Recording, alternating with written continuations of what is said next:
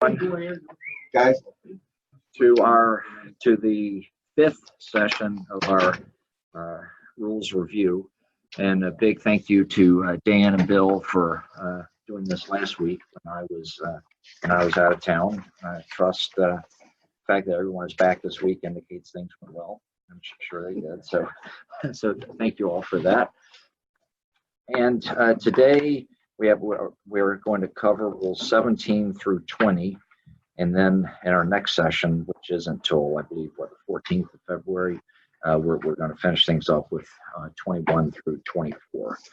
So we'll resume where Dan left off. Dan took us through Rule 16 last time, so we'll resume with Rule 17. Rule 16 in general talked about free relief. Rule 17 is going to focus on penalty relief. So before we jump into Rule 17, let's look at the definition of penalty area, which is integral to this rule. Penalty area is an area from which relief with a one-stroke penalty is allowed if the ball is in it. So with penalty areas, you'll notice that the key is where the ball lies. There are two types of penalty areas. One is a body of water, such as a lake, a river, a ditch.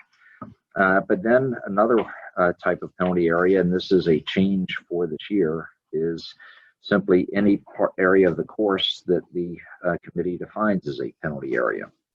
So the committee now has greater latitude to define parts of the course as a penalty area, whether it's for safety purposes, whether it's for pace of play.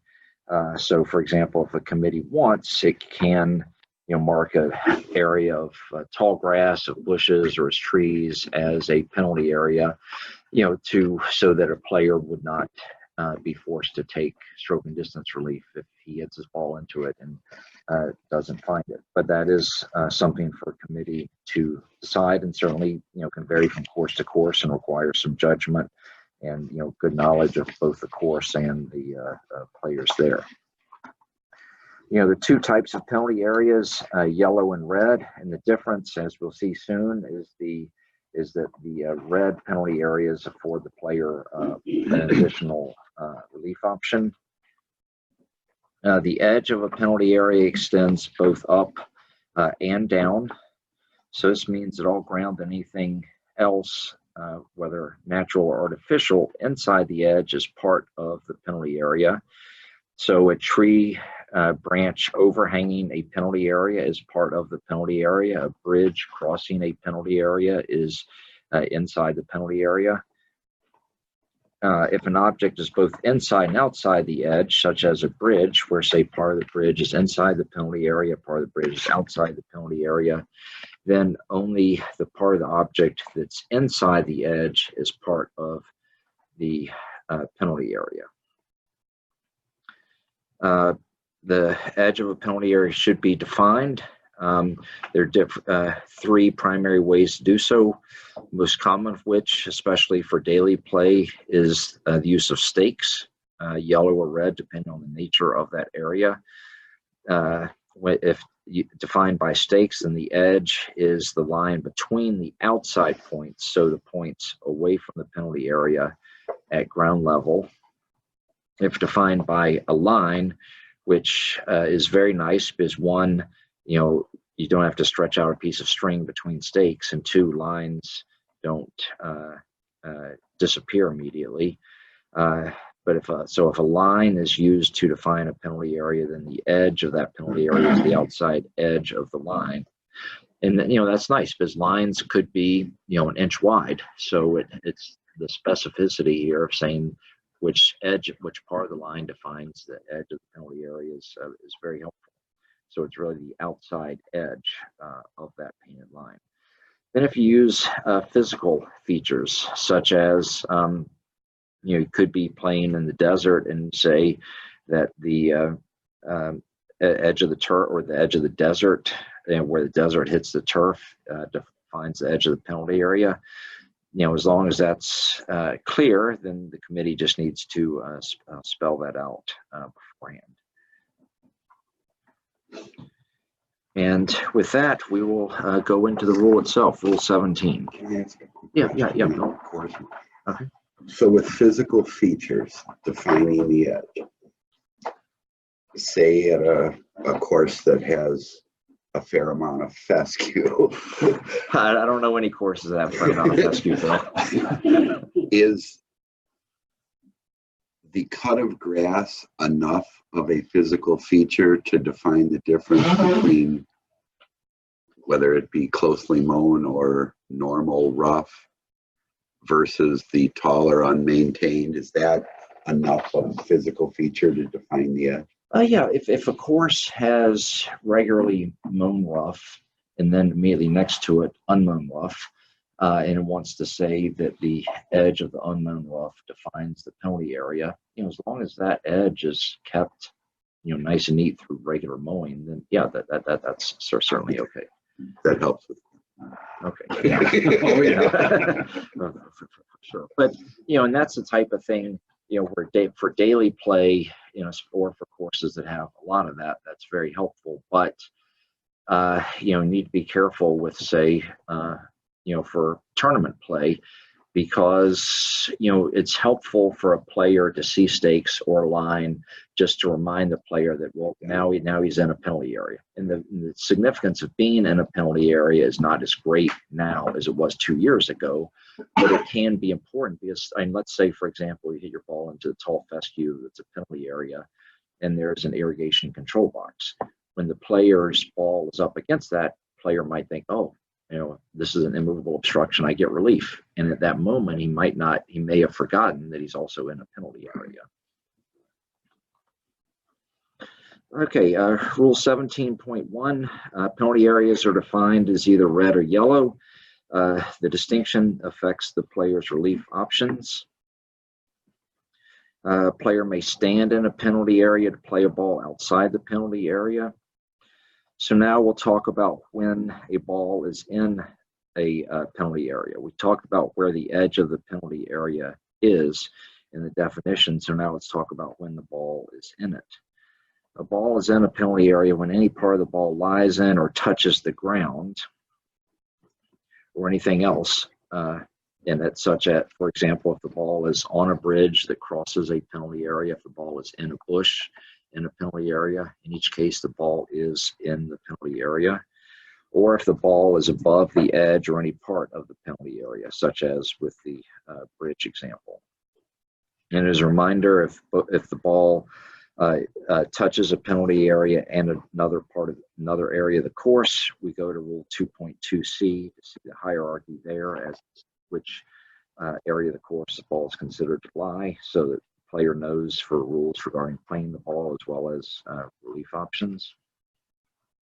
Rule 17.1b, nice helpful title. Player may play ball as it lies in penalty area or take penalty relief. And that really sums up the rule that, as long as there's not a no play zone involved, which we'll talk about later, the player may play the ball without penalty from no play zone. And then here's a nice reminder that is a change from previous years in that first bullet point, that when playing the ball as it lies, the player would do so under the same rules that apply to a ball in the general area. So in terms of actually playing the ball. So what are some of the new permissions that a player has now for playing the ball from a penalty area? Player could remove loose impediments, for example. Player could touch the ground when playing the ball from a penalty area. So the player could either play the ball or take penalty relief outside the penalty area. And in 2 sections, we'll go through the procedures and options for doing so. Rule 17.1c, relief for ball that is not found in the penalty area. So we talked about what happens if you find your ball in the penalty area. You can play it or take relief. Now, what happens if you don't find your ball? Well, if the ball has not been found and it's known or virtually certain that the ball is in the penalty area, well, the player may take penalty relief. Just if the player hasn't found the ball, he's not going to have the option of playing it. And once the player puts another ball in play and takes relief in this way, so in this way, it means that it is known or virtually certain that the ball was in or is in the penalty area. then the original ball is no longer in play and must not be played. And this is true even if it's then found on the course before the end of the 3-minute search time.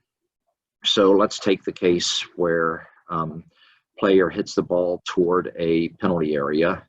Player gets up there, looks for 1 minute, does not find the ball, and it's determined that it is known or virtually certain that the ball is in the penalty area, and the player drops a ball behind the penalty area. Before the player plays it, and before the 3-minute mark, the original ball is found inside or outside the penalty area.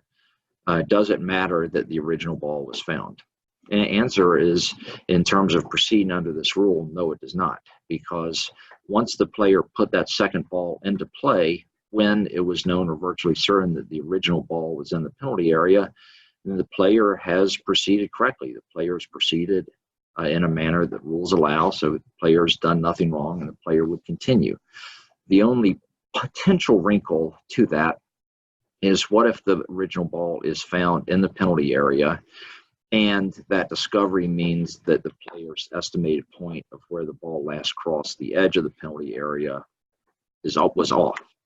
Then it means that the player would lift the ball and drop based on this newly discovered reference point. But the important point is that the player is still locked into Rule 17. The player is still going to proceed under that rule and may not play the original ball.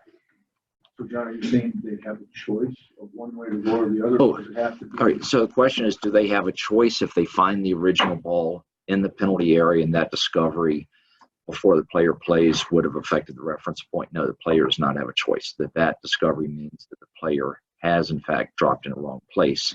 So the player now needs to correct that mistake before playing. Final paragraph, just for completeness. But if it's not known or virtually certain that the ball is in the penalty area and the ball is lost, then the player has to take stroke and distance relief. Could you go through a couple of examples of that where maybe you find the ball or don't find the ball? All right. Well, let's go through it. Let's go through one case where an important distinction is whether the drop ball has been played. And we'll go through Jim Coakley's example from earlier. First situation, player hits the ball towards a penalty area. Player gets down there and searches for 1 minute. And at that point, it is not known or virtually certain the ball is in the penalty area. Nevertheless, the player goes ahead and takes back on line relief and drops a ball. Before playing that drop ball and before that the original ball is found, and let's say that the original ball is found inside the penalty area. Now at that moment, what's the ruling? What's the correct procedure? Well, when the player dropped that second ball, was he allowed to proceed under Rule 17? No, he was not. So what has he done? He put a ball into play under a rule that did not apply. So as Dan talked about last week under Rule 14.5, what's he allowed to do? Correct the error. Now, how would he go about correcting the error in that situation? He could lift the ball he dropped, and at that point, is the original ball lost? Answer is no, it's not lost. So could he play the original ball? The answer is yes, he could play the original ball. But what if the original ball is found in, let's say, a foot of water? Then he says, you know what, I'm going to take relief. Is he allowed to play the ball that he had dropped originally? Answer is no, because that ball was not put into play in accordance with the rules. Because when that ball was put into play, it was not known or virtually certain that the original was in the penalty area. So what the player could do, he could lift that drop ball and then drop it again. Based on, potentially, more evidence as to where the original actually did cross the edge of the penalty area. So in that case, in playing the ball as it lies, when you found it, you dropped without knowledge or virtual certainty, and then before playing, you find your original ball, and then in lifting to correct the mistake of dropping under an inapplicable rule, it says the player may use any rule that applies to his or her situation. Playing the ball is one of those rules. Yeah, that's a good way. As Bill said under 14.5, let's see, what's the specific subsection? I think it's 5B. 14.5B. 1.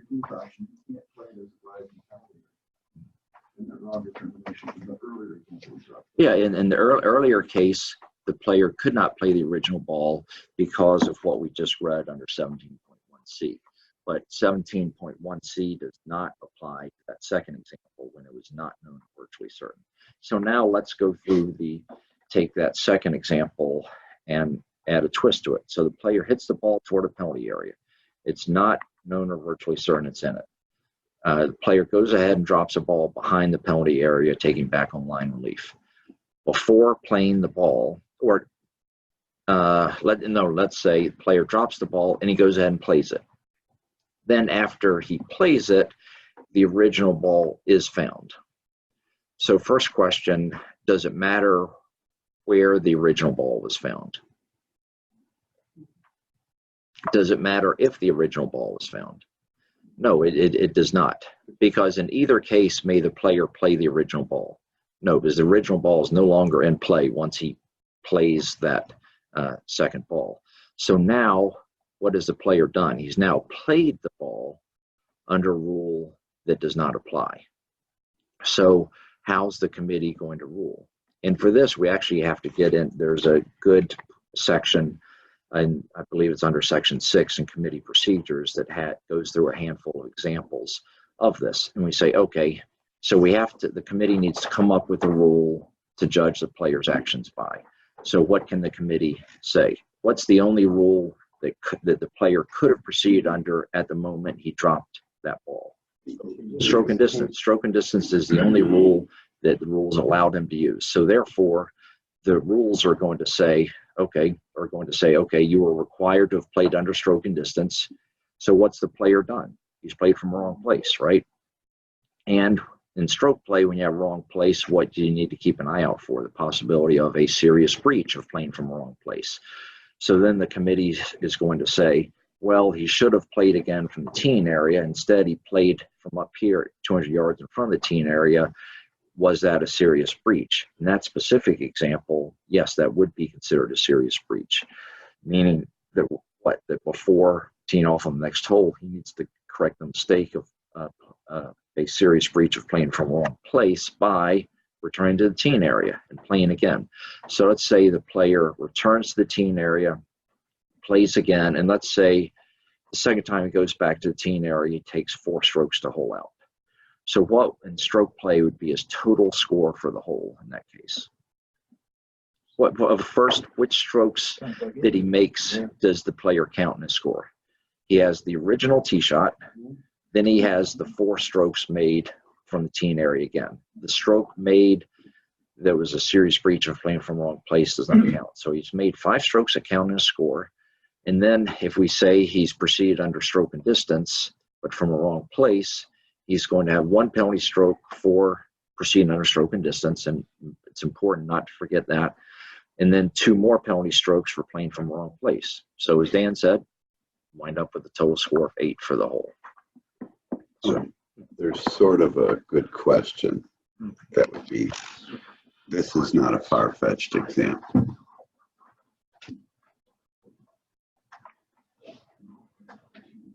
Okay, question, and we'll talk about this. We'll save this question from online under Rule 18, which has a specific procedure, which talks about what the player can do if he can't distinguish between his original ball and a provisional ball. All right, so now we'll move on to Rule 17.1D. So from this point going forward, it's already been established that the ball is in the penalty area, or it's virtually certain the ball is in the penalty area. Player has these relief options, each with 1 penalty stroke. First of which is stroke and distance. And last week, Dan reviewed the procedure for that. Second relief option is back on line relief, which is a different type of relief option.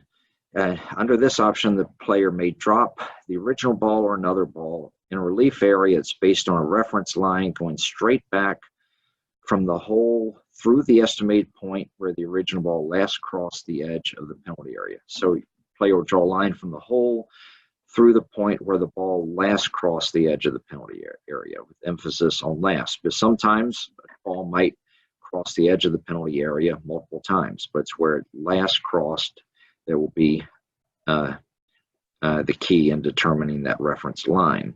So once that reference line is determined, what's interesting with this is then the player is actually going to choose what the reference point is. And the reference point has to be on that line, it has to be farther from the hole than the estimated point where the ball last crossed the edge of the penalty area. And here, under this rule, we have a couple of the more important clarifications issued by the USGA and RNA last year. First of which, these are both under Rule 17, and these are available through the app and on the USGA's website, is when taking back on line relief from a penalty area, the reference point must be outside that penalty area. So the reference point has to be outside the penalty area. And that, well, I won't, just to avoid confusion, won't try to paint some examples of situations that prevents, but that's an important point, is the reference point has to be outside the penalty area. And see the recommendation that in choosing this reference point, the player should indicate that point by using an object such as a T. So that's the nice way to do it, and that makes everything much simpler if the player does do that. But if the player does not choose a reference point, either physically with a T or mentally through reference, like say to a divot hole, if the player goes ahead and drops a ball without having chosen that reference point, then the reference point is treated as being the point on the line that's the same distance from the hole as where the drop ball first touched the ground. So if the player doesn't know, understand the concept about reference points, and the player just goes ahead and drops a ball without determining a reference point, then the reference point is going to be treated as the point on the line that's the same distance from the hole as where the ball landed when dropped. Now, with that in mind, let's also take a look at the second clarification from the USGA that talks about Local Rule E12. And that's an important one because it's one that, you know, we use at our events, all WSGA events, and as best I can tell, every committee in the country intends to use that. In other words, I'm not aware of a committee that intentionally does not use this. And this is a very player-friendly local rule. That what this local rule, where we'll just read the local rule and talk about its significance. So this is Model Local Rule E12, available on the USGA website and through its app. Now, when taking back on line relief, there is no penalty if a player plays a ball that was dropped in the relief area, so it landed in the relief area, required by the relevant rule, but came to rest outside the relief area, so long as when played, the ball is within 1 club length of where it first touched the ground when dropped. And it goes on to say this exemption from penalty applies even if the ball is played from near the hole than the reference point. And then final paragraph, this local rule does not change the procedure for taking back on line relief under a relevant rule. This means the reference point relief area are not changed by this local rule, and 14.3C2 can be applied, not must be applied, but can be applied by a player who drops the ball in the right way and it comes to rest outside the relief area. So last week, Dan talked about under Rule 14 that when you drop a ball, you know, one thing that's nice, the main benefit with the new dropping procedure of dropping from a lower height, dropping from knee height, is that in general, a ball dropped from a lower height doesn't roll as far. So now the rules can require that a drop ball land and come to rest in the relief area, which is very helpful. But this local rule does change that, but it changes it only for back on the line relief, only for that procedure. And what this means is, let's say a player drops the ball taking back on line relief, and the player did or did not identify the reference point. Let's say, as is usually the case, the player did not identify the reference point, which means that then the rule determines the reference point. I mean, it's going to be the spot on line, it's the same distance from the hole as where the drop ball landed. And then the drop ball lands and it rolls forward 3 inches. So if this local rule were not in effect, what would be the ruling in that case? The player would be required to redrop, because why? The ball had rolled outside the relief area, and which has the potential to make life very difficult for everyone involved. For the players, as it means there'll probably be more penalties of people playing from wrong places, of playing when they should have redropped.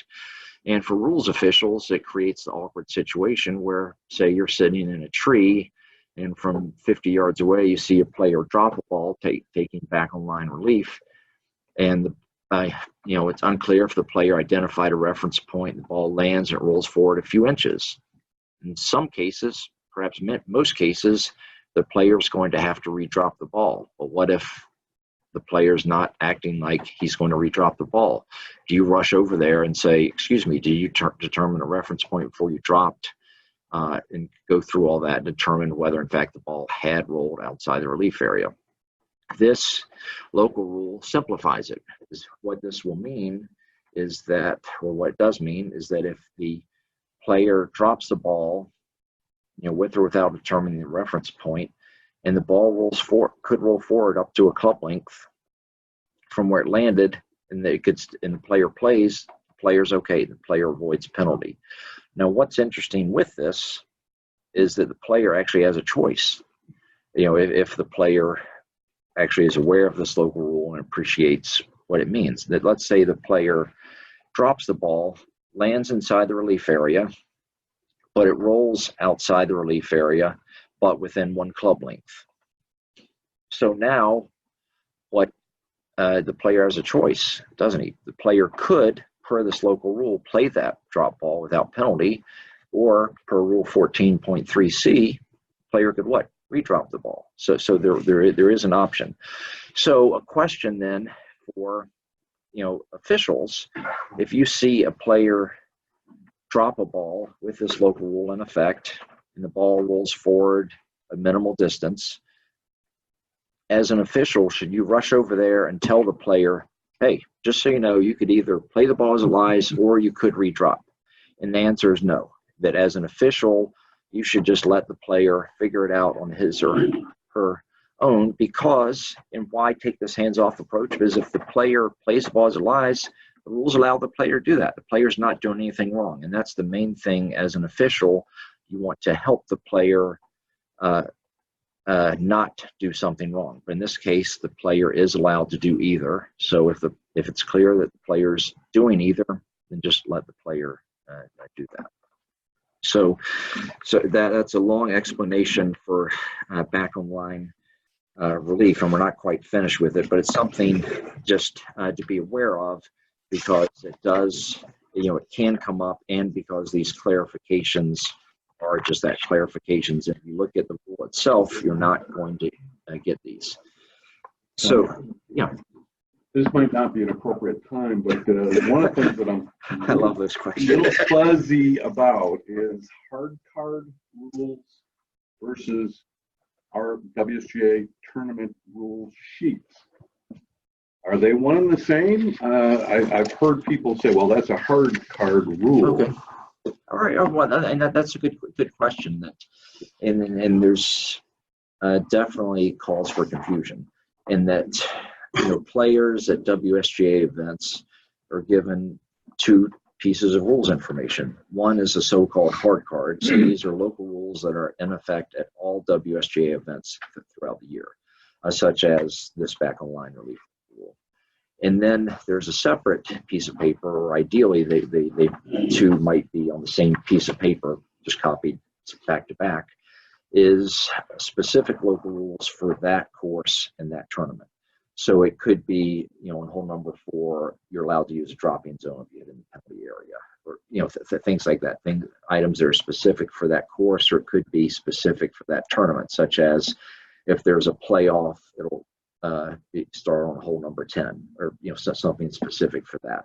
So the two are treated equally. A local rule on one carries the same weight as a local rule on the other. It's just the hard card is there just for convenience, in part so players in WSGA events can get used to saying, oh, okay, this local rule is always in effect. I know that. Not that we've ever heard a player say that, but but also just to ensure that when Bill, Jeff, and Thomas are writing up local rules, they don't have to say, okay, let's make sure we always have these 15 items, and so that to avoid a case where by accident they put 14 out of those 15 items on, or what have you. If for some reason the notice to players, which is the tournament course specific set of rules, were to contradict, let's say, with normally on our hard card, decorative areas or flower gardens are, no play zones that are abnormal course conditions. If for some reason, let's say you wanted to make the penalty, the 16th hole at Century World, a penalty area, and you stated that on the notice to players, that certainly would override the note. Yeah, and that's a good point. On the hard card, there's something along the lines of all decorative and ornamental areas are no play zones from which free release required, or something like that. But then if you come across a situation where either one, you want to allow players to play from a flower bed, or two, a flower bed has been defined as a penalty area, then the actual notice to players could say, hole number 16, the flower beds are a penalty area, and for completeness, we'd say, this modifies the entry on the WSGA hard card. Okay. All right. So to finish up, back on line relief. So we talked about where the reference point would be and how the player is encouraged to identify that. And then what about the size of the relief area? It is 1 club length. So that is a change from the previous version of this procedure. So that means if the player identifies a reference point on the reference line, the player could go up to a club length to the side to drop a ball, and that is okay. As Dan talked about last week, one of the nice things with the new rules is that anytime you're dropping a ball, you're dropping into an area. You're not dropping at a spot or as close to a spot as possible. You're dropping in an area. So that includes back on line relief. Then we talk about limits on the location of the relief area. First, must not be nearer the hole than the reference point, and it may be in any area of the course except the same penalty area. Then we have that third bullet point that sounds complicated, but is actually pretty straightforward, and it applies to pretty rare situations. It reads, if more than one area of the course is located within a club length of the reference point, the ball must come to rest in the relief area in the same area of the course the ball first touched when dropped in the relief area. So let's say a player is taking back on line relief, and where the player wants to drop the ball, let's say to get a certain distance for his wedge, part of that relief area, which is now 2 club lengths in diameter, is part of that is in the general area, and part of that is in a bunker. So what this ensures, and this provision is really there to protect the player. If the player drops the ball, lands in the general area, but comes to rest, but rolls into the bunker, even though that part of the bunker may be inside that relief area, the player is not allowed to play the ball from there. The player must redrop the ball. And likewise, if the player had dropped the ball in the bunker, landed in the bunker, but rolled out of the bunker into the general area, even though it's still within the relief area, the player is going to have to drop the ball again.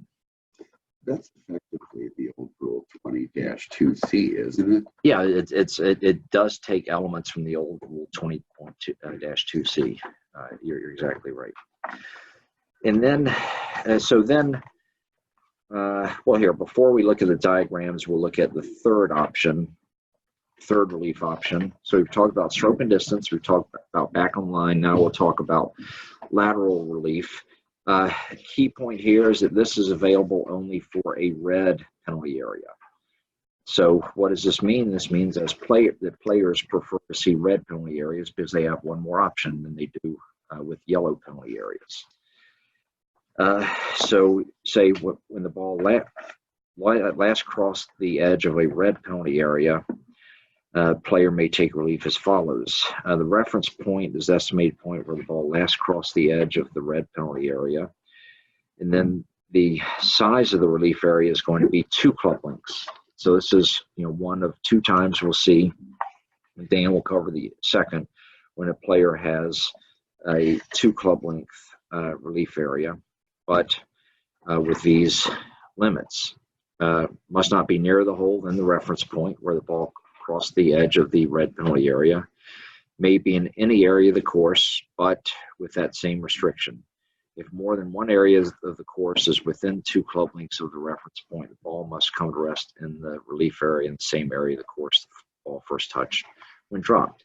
And this can, a common example could be you have a red penalty area, you have just, let's say, a foot of turf, general area, and then you have a bunker. This ensures that if the ball lands in the relief area, in the general area, in the turf, and then rolls into the bunker, the player is going to drop the ball again.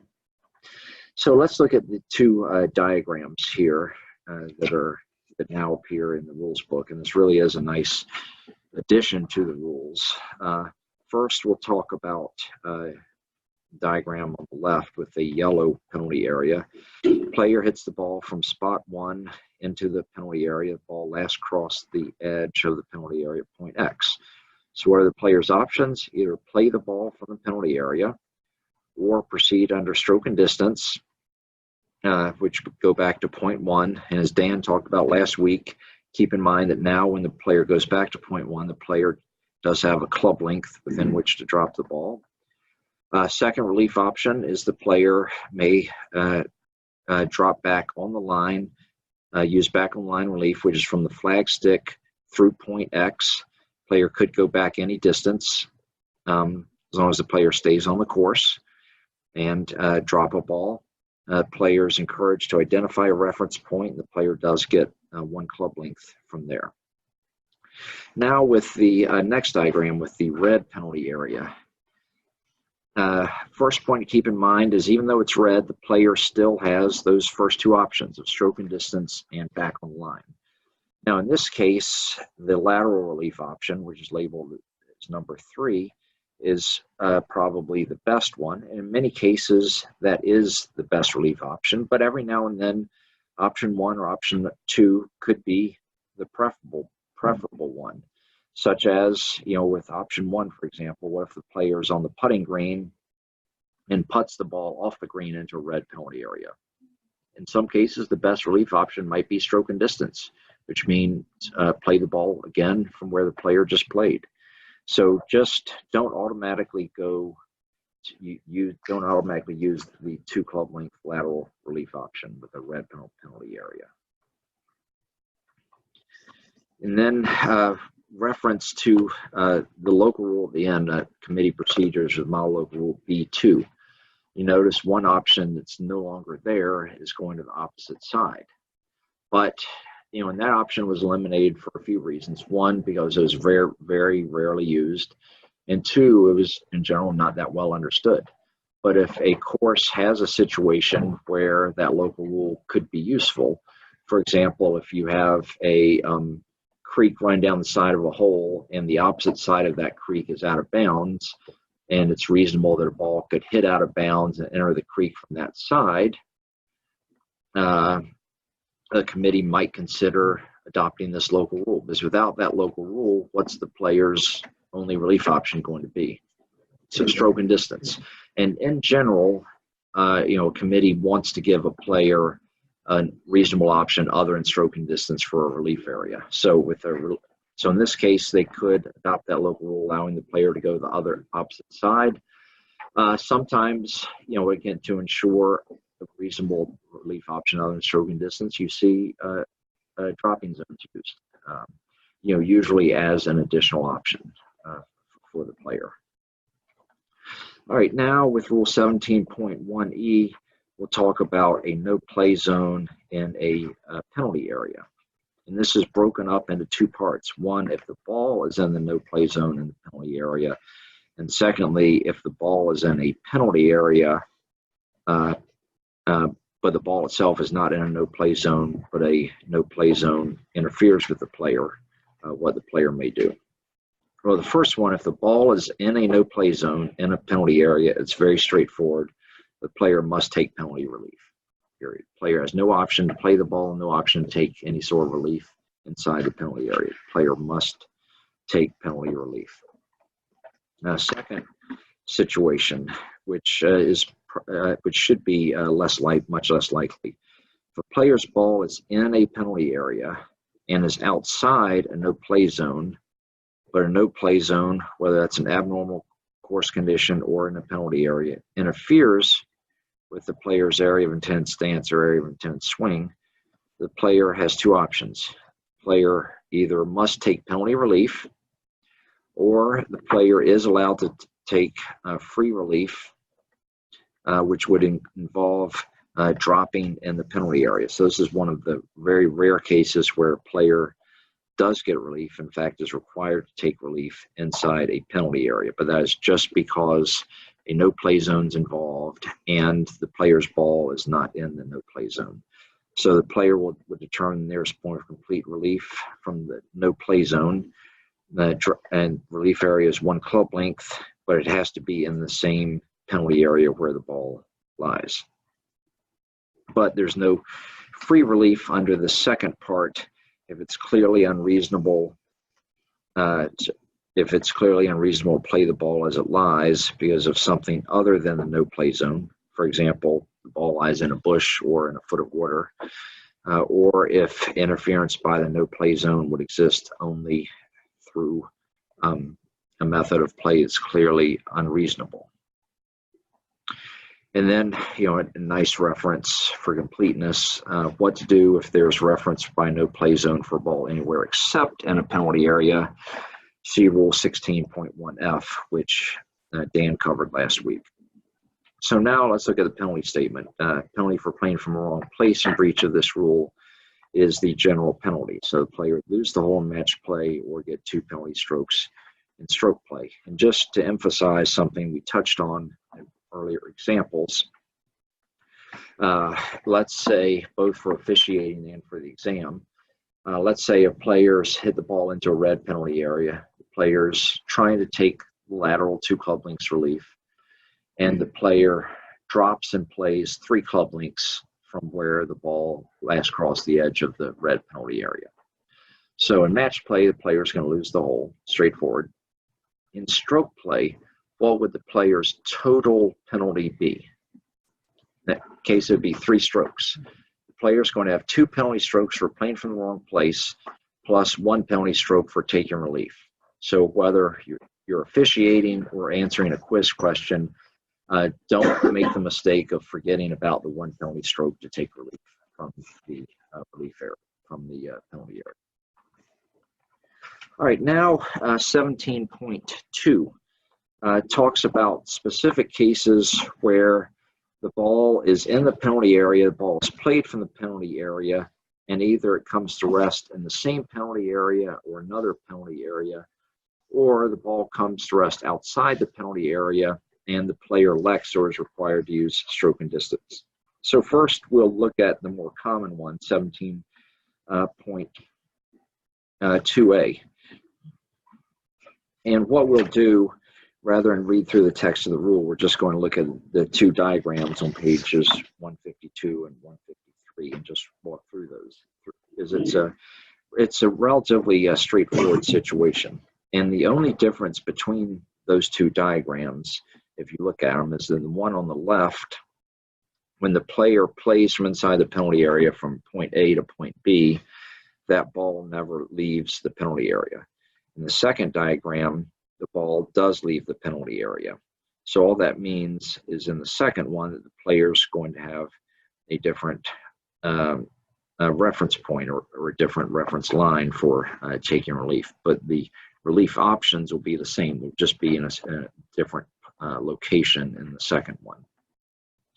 So for simplicity, we'll just look at the first one. So the player hooks his tee shot into the penalty area to point A. The player plays from point A to point B, then decides I can't play the ball from point A. So just under 17.1D, which we covered, under that rule, what are the player's relief options?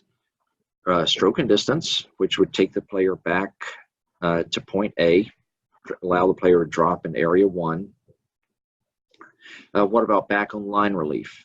Player has that option, and note the point the player would use would be where the ball last crossed the edge of the penalty area, which would be there at point X. So in determining back on line relief, that would mean the player would go to area 2, or since it's a red penalty area, the player can take the 2 club length lateral relief, which would be in area 3.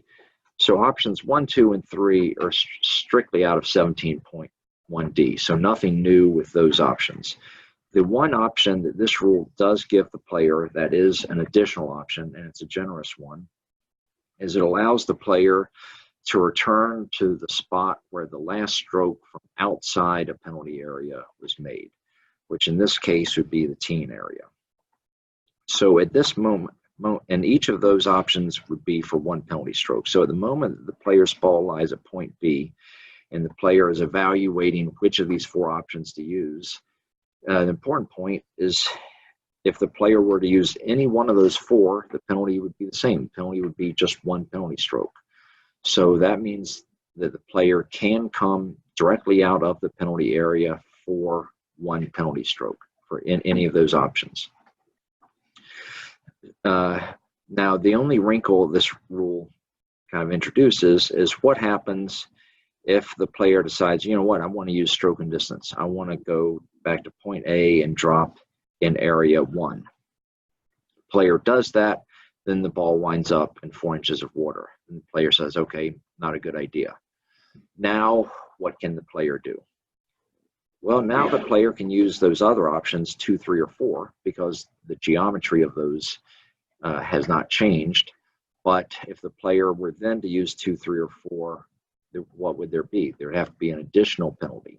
And then in that case, the player is now proceeding under this rule 2 times. First by going back to area 1, and then by going to area 2, 3, or 4.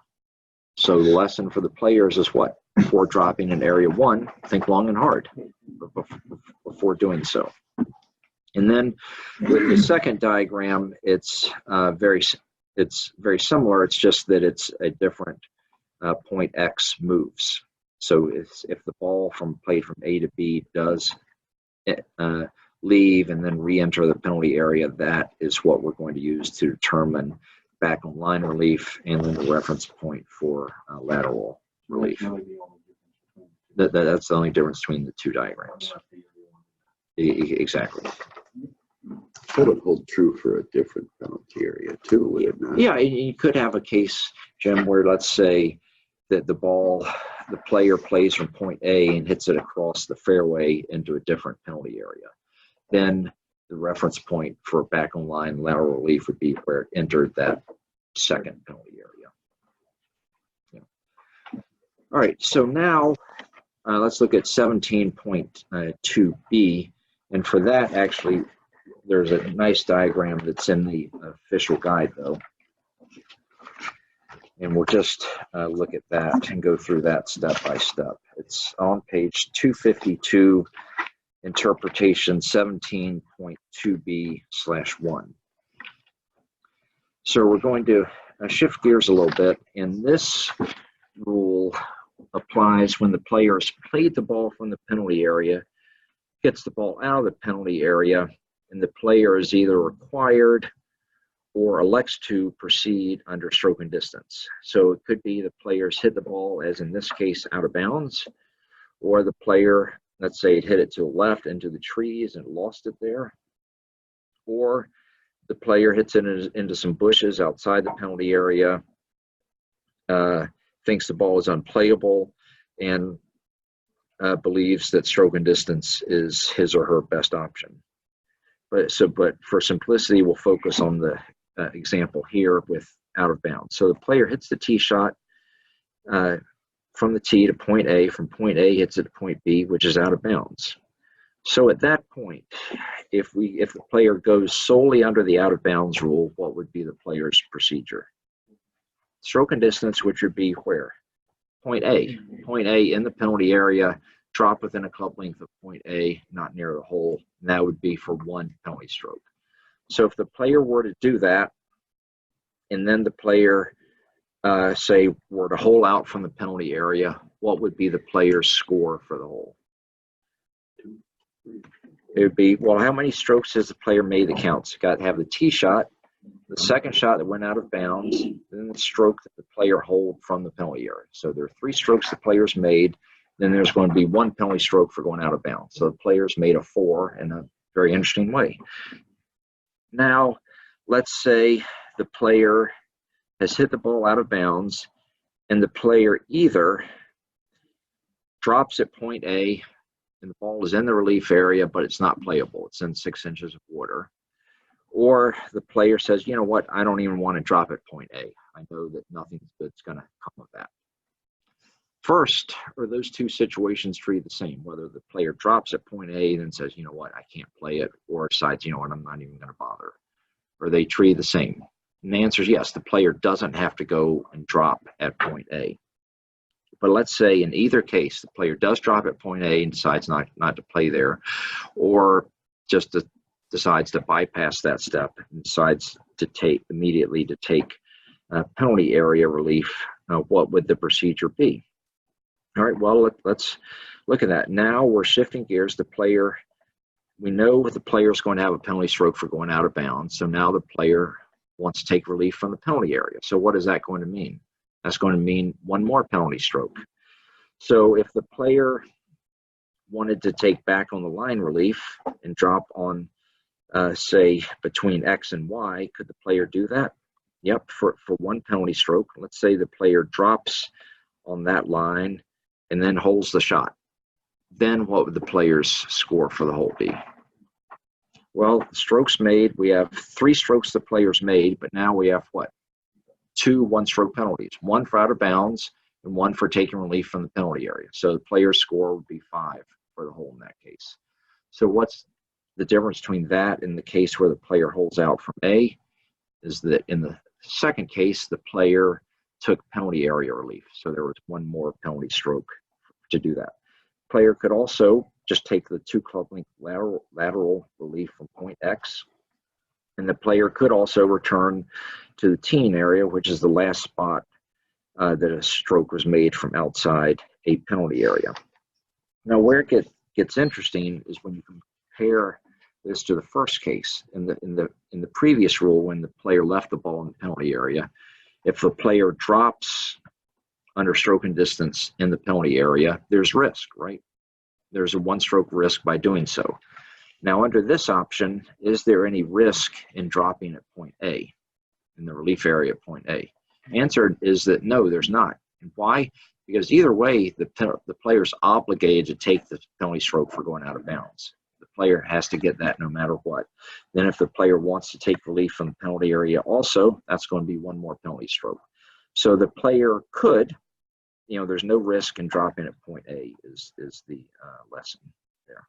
In that diagram in the official guide, at point A, X, Y, and the teen area, would there not be shaded in areas that are 1 or 2 in the case of X club lengths? Would there not be an area like there is in the other? Yeah, you're right. With the official guide, yeah, it just doesn't show the shaded areas. Right. As it does But those rules shaded apply. areas still apply in that Yeah, no, situation. and that's a good point. With the interpretation, area A would have the same shaded 1 club length radius relief area. At point X, you'd see 2 club lengths going out laterally.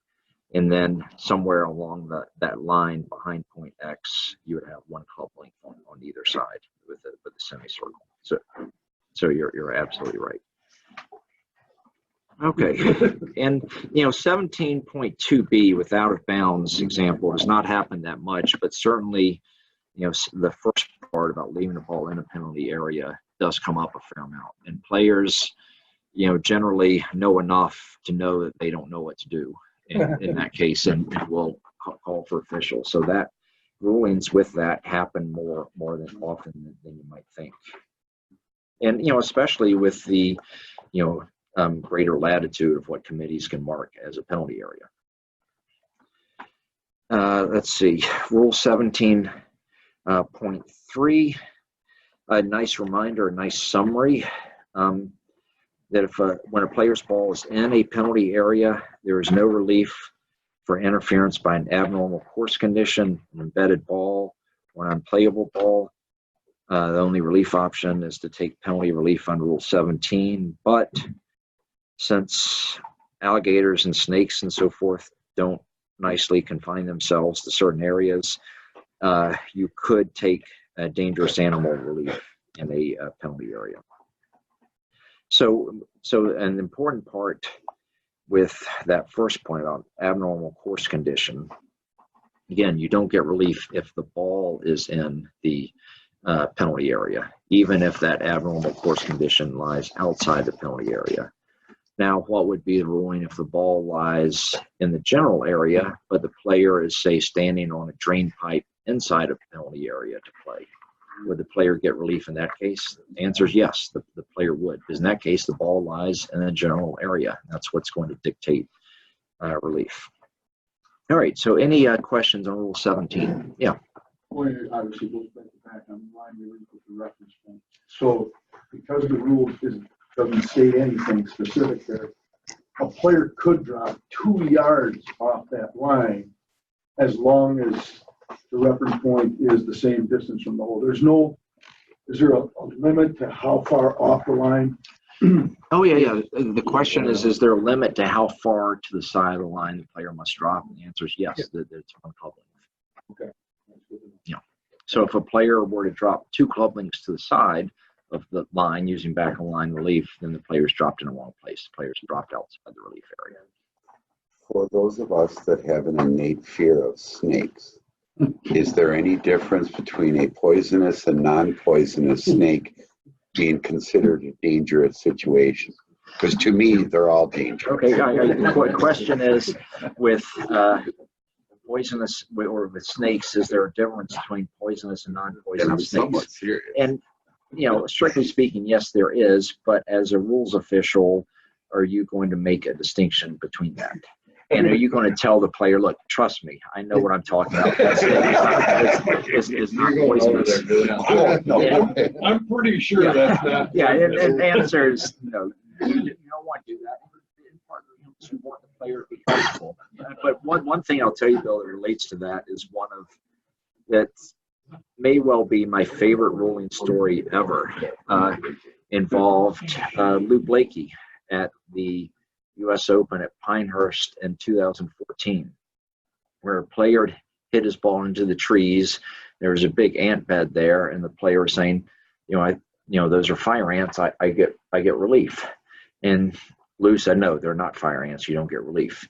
Player says, no, are you sure about that? So Lou took his hand, stuck it in the bed, moved it around, said, nope, look, not fire ants. So in other words, with your snake, Bill, if you want to go up and let the snake suck on your finger or bite you or whatever, just to show how confident you are. Were they? They were not. They were. Well, he knew it. Yeah, He knew it. but I thought that was, and if there ever is such a thing as a badass ruling, I would say that would qualify. All right, so anything else on 17 before we go into 18? All right, Rule 18 we're going to talk about several things: stroke and distance relief, which we've touched on, procedure if a ball is lost or out of bounds, and then a play of a provisional ball. So we'll start with several definitions. First, definition of lost, which is the status of a ball that's not found in 3 minutes after the player or his or her caddy or the partner or partner's caddy begins to search for it. So a common question is, let's say you have a caddy, caddy gives you the driver, the caddy takes a shortcut towards the fairway. You slice your tee shot into the trees, and then you yell to the caddy, hey, don't go up to the trees until I can get there, so that we can so the clock can start when we both get there. Is that okay to do? Answer is yes, that is okay to do. Now, what happens, I say in an event like the state amateur where there's some spectators, let's say the player's parents are up there, and the player's parents start searching for the ball right away. Does that count towards the 3 minutes? The answer is no, it does not. It's specifically the player or caddy. All right, now a nice addition to the definition talks about what happens if search begins and is temporarily interrupted for a good reason. Because it could be, what if play's been suspended? What if the players are doing the right thing from a pace of play perspective and waving the following group through while they search for the ball? Or when the player finds a ball, says, yep, this is mine, then goes about in distance and thinking about club selection to play the ball, and then realizes, hey, this isn't my ball. The time between the interruption and when the search resumes does not count. And time allowed for search is 3 minutes in total, counting the search time before and after the interruption. So to go over, somewhat common example, player hits the ball into the rough, player searches for 1 minute, finds a ball that player thinks is his, then the player gets the distance, gets club selection, and then winds up playing that ball at, let's say, the 2 minute mark. Then the player gets up there onto the green, realizes that was not, in fact, his ball. So the player goes back. So what's the player done? The player's played a wrong ball. The player has to correct that mistake. So the player's going to go back and search for the original ball. And so how much time does the player now have to search for that original ball? It's going to be 2 minutes, because the search period stopped at the 1 minute mark when the player found the original ball and started to make preparations to play that. So the player would then go back, search for the original ball. The player finds it within 2 minutes. Then the player plays the original ball. And what would be the penalty in that case? It would be 2 penalty strokes for having played the wrong ball. Now, what's the ruling if the player goes back and is unable to find that original ball within the additional 2 minutes? Then that original ball is lost. So now how does the player correct the mistake of playing from the wrong place? By going back to the teeing area. So in that case, what if then the player plays from the teeing area and the ball now lies in the fairway?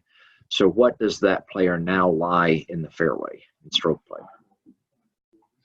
All right, well, how many strokes has the player made that counts? You have the original tee shot. Stroke with the wrong ball does not count. Second tee shot counts. So that player's made 2 strokes that count. And how many penalty strokes does the player get? 1 penalty stroke first 2 penalty strokes for a wrong ball, and then 1 penalty stroke for a lost ball. So that's 3 penalty strokes, 2 strokes made. The player now lies 5 in the fairway. And that, yeah. And that does happen way too much than we might think or would like.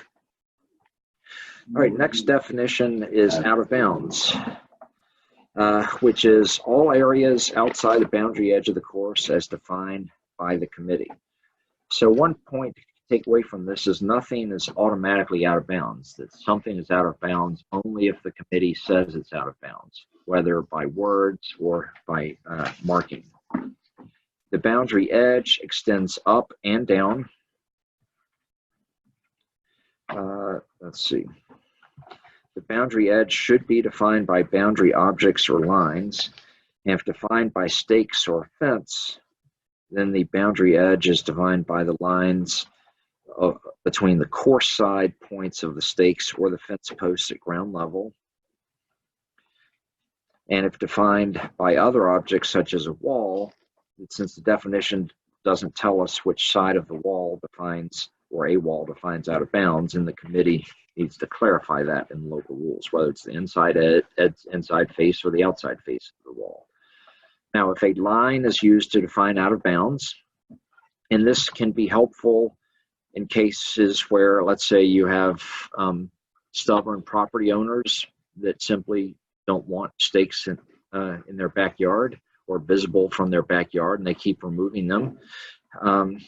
Or say around the clubhouse area where you might have a lot of twists and turns, or you're concerned that stakes might get moved. There's about the amount of traffic there. The committee could paint a line on the ground to define out of bounds, in which case the boundary edge is the course side edge of the line, with the line itself being out of bounds.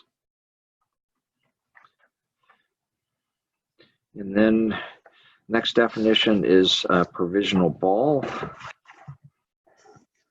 It's another ball played in case the ball just played might be out of bounds, or it might be lost on the course outside a penalty area. So we'll talk about those specific reasons.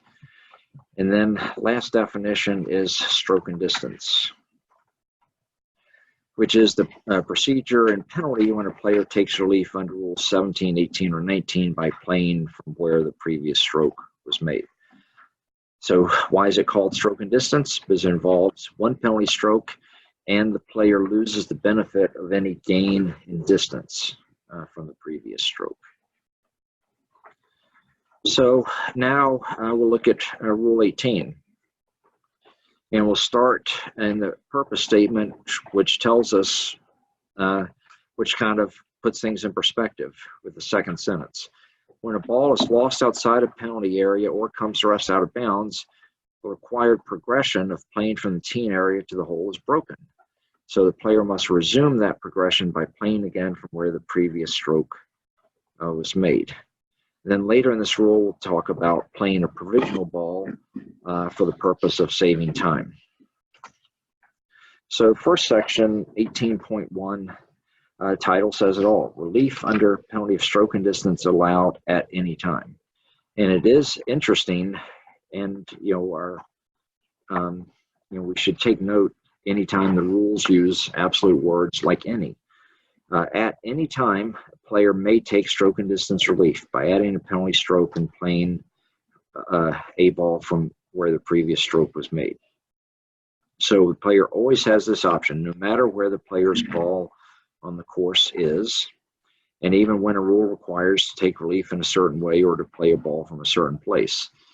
So whether the player's ball is in a penalty area, in the middle of the fairway, on the putting green, where have you, player may always take stroke and distance relief. And likewise, if the player's ball is found on the course, the player can always do that, even if there's another rule that could apply.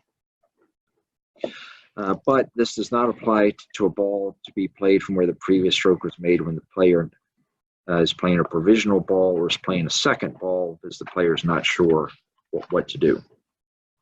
So the first part of this rule just establishes the principle the player may always play under stroke and distance. Second section, 18.2, talks about when a player is required to proceed under stroke and distance. And that is when a ball is lost or out of bounds. So if a ball is lost, or a ball is lost if it's not found in 3 minutes after player or the caddy begins to search for it. And it goes on to address the situation that certainly can and does come up. And that is what happens if the ball is found within this 3-minute search period, but it's uncertain whether it is the player's ball. Well, the player must promptly attempt to identify the ball and is allowed a reasonable time to do so, even if that happens after the 3-minute search period has ended, and that includes a reasonable time to get to the ball. So let's say, for example, Dan and I are playing together.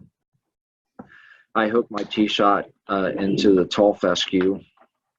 We're looking for my ball, and at the 2-minute and 50-second mark, Dan says, oh, John, found a ball over here, and I'm 20 yards away from there. So by the time I get over there, and let's say the ball, I can't tell from just looking at it, so I need to lift the ball to identify it. By the time I mark the spot of the ball and lift it, we're now at the 315 mark. And then I say, yep, that is my ball. Thanks, Dan. Is that okay? Am I allowed? Is that ball lost? The answer is no. Because the key is that it was found within the 3-minute search period, even though the identification took place after that for practical purposes. Now, if the player does not identify the ball in a reasonable time, the ball is lost.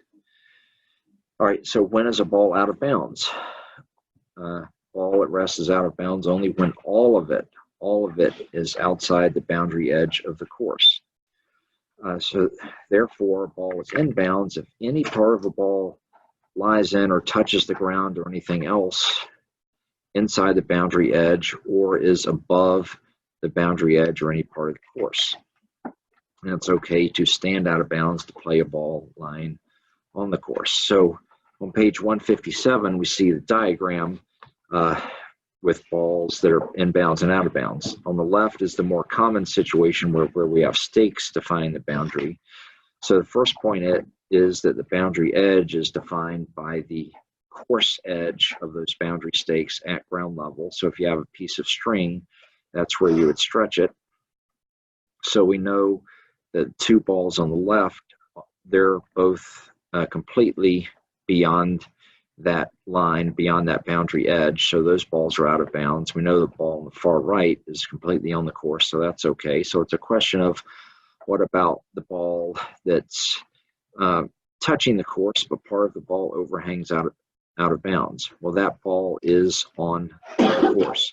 Because remember, a ball is out of bounds only when all of it's out of bounds. I mean, all of the ball has to be beyond that dark green line. And then remember, if we have a line, a painted line on the ground defining out of bounds, that it's the course edge of the line that defines out of bounds. So therefore, if you have a line that is, let's say, 2 inches wide, and the ball is smack in the middle of that line, then what is that ball going to be? And let's say the ball is 1.68 inches in diameter. Without making any assumptions, is that ball in bounds or out of bounds? That ball would be out of bounds, just as we see that second ball from the left. But then the third ball from the left, with part of it on the line, part of it touching the course, that ball is going to be in bounds. All right, so that's when a ball is lost or out of bounds. So if that happens, yeah, John. I had made a note, I think, the rules book says that the ball does not have to physically touch the course. Okay, yeah, that's a good point, John. Yeah, and the question is, must the ball physically touch the course? The answer is no. Then the key point is, since the boundary edge extends vertically upwards, if any part of the ball breaks that plane on the side of the course, then the ball is on the course. So you could have a case where, for example, you have a painted line and the ball is touching only that painted line on the ground, but it overhangs part of the course. Then that ball is in bounds. That ball is okay. All right, so what to do if a ball's lost or out of bounds? Good news, bad news is that it's very simple, but it involves proceeding under stroke and distance. So if the player's ball is lost or out of bounds, then the player must take stroke and distance relief. Pretty straightforward, as we all know. And there are some exceptions to that. And that is, you could have a case where the ball is not found, but it's known or virtually certain that one of 4 things have happened to it. Either one, that the ball came to rest on the course and was then moved by an outside influence. For example, you see your ball out there in the fairway come to rest. You see a dog run across the fairway, pick up your ball, and run away. We're not going to say, sorry, your ball's lost, you have to go out of bounds. That there is another Rule 9.6 can tell us how the player can proceed without penalty. If the ball comes to rest in or on a movable obstruction, say, but can't be found, such as in a trash can, and it's known or virtually certain the ball is in the trash can, you just can't find it, then as Dan talked about last week, under Rule 15, the player is allowed to take relief, or an abnormal course condition, such as you hit your ball into, let's say, a maintenance building that's on the course, that's not out of bounds, it's known or virtually certain it's in it, but you can't find it, you're allowed to take free relief from that based on where the ball entered it. If you can't find your ball, but it's known or virtually certain it's in a penalty area, you don't have to take stroke and distance relief. You can take other relief that we just covered under Rule 17.1.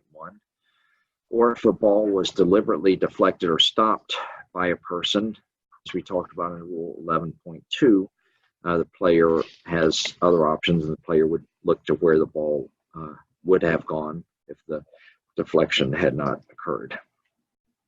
All right, now another point to keep in mind looking at this penalty statement, penalty for playing from a wrong place in breach of Rule 18.2 is the general penalty. So let's take an example where, say a player hits his tee shot out of bounds. The player doesn't know it, but the player hits a tee shot, goes up there, searches for the ball, realizes it's out of bounds. So the player is required to proceed under stroke and distance by returning to the teeing area. When the player returns to the teeing area, the player plays from outside the teeing area. Player plays, finishes the hole, tees off on the next hole. Match play, player loses the hole. Player played from wrong place. In stroke play, what would the ruling be? In stroke play, is the player disqualified? And the answer is no, because the requirement to play from within the teeing area applies just to starting the hole. So the player played the original tee shot from within the teeing area. So the player satisfied the teeing area rule. But when the player went back under stroke and distance and played from outside the teeing area, the player has simply played from a normal wrong place. So therefore, in stroke play, total penalty would be 3. 1 penalty stroke for stroke and distance, 2 more penalty strokes for playing from the wrong place. All right, now let's look at 18.3 and provisional ball. 18.3a, if a ball might be lost outside a penalty area or might be out of bounds, to save time, and that's an important point to keep in mind to add perspective to this rule, is that this rule exists for one and only one reason, and that is to save time. Save time, the player may play another ball provisionally under stroke and distance. It goes on to say, if the player is aware that the only possible place the original ball could be lost is in a penalty area, a provisional ball is not allowed, and a ball played from where the previous stroke was made becomes the player's ball in play under stroke and distance. So let's go through this, just because there have been certainly cases over the years, I'm not saying WSGA events, but just around the world, where some rules officials have looked at this rule too narrowly and as a result have misapplied it. And this rule applies when there's a player's allowed to play a provisional if in the player's mind the original ball might be out of bounds or might be lost outside a penalty area. So let's take the case where a player, and let's say the player is not that familiar with this particular golf course, hits a wild slice, sees the ball heading towards trees, and then says, gosh, that could be trouble. I could be lost in the trees over there. The player announces and plays a provisional ball. Then the player gets up there and sees there's actually a red line along the edge of the trees, which means the ball is in a penalty area. But the player didn't know that. From the teeing area, the player had no idea that that was a red penalty area. So was the player justified in playing a provisional ball? And answer is yes, the player was, because the player did so in the belief that his ball might be lost outside a penalty area. So then, as we'll see later, and we're somewhat jumping ahead of ourselves, when the player gets up there and realizes, gosh, my original ball is in fact in a penalty area, what's the procedure at that point? The player has to abandon the provisional ball and either play the original from the penalty area or take relief under Rule 17. but now let's contrast that situation where, trying to think of a case. Let's look at, was it the fourth hole at Hidden Glen? That's the Island Green par 3, where let's say the player hits a tee shot.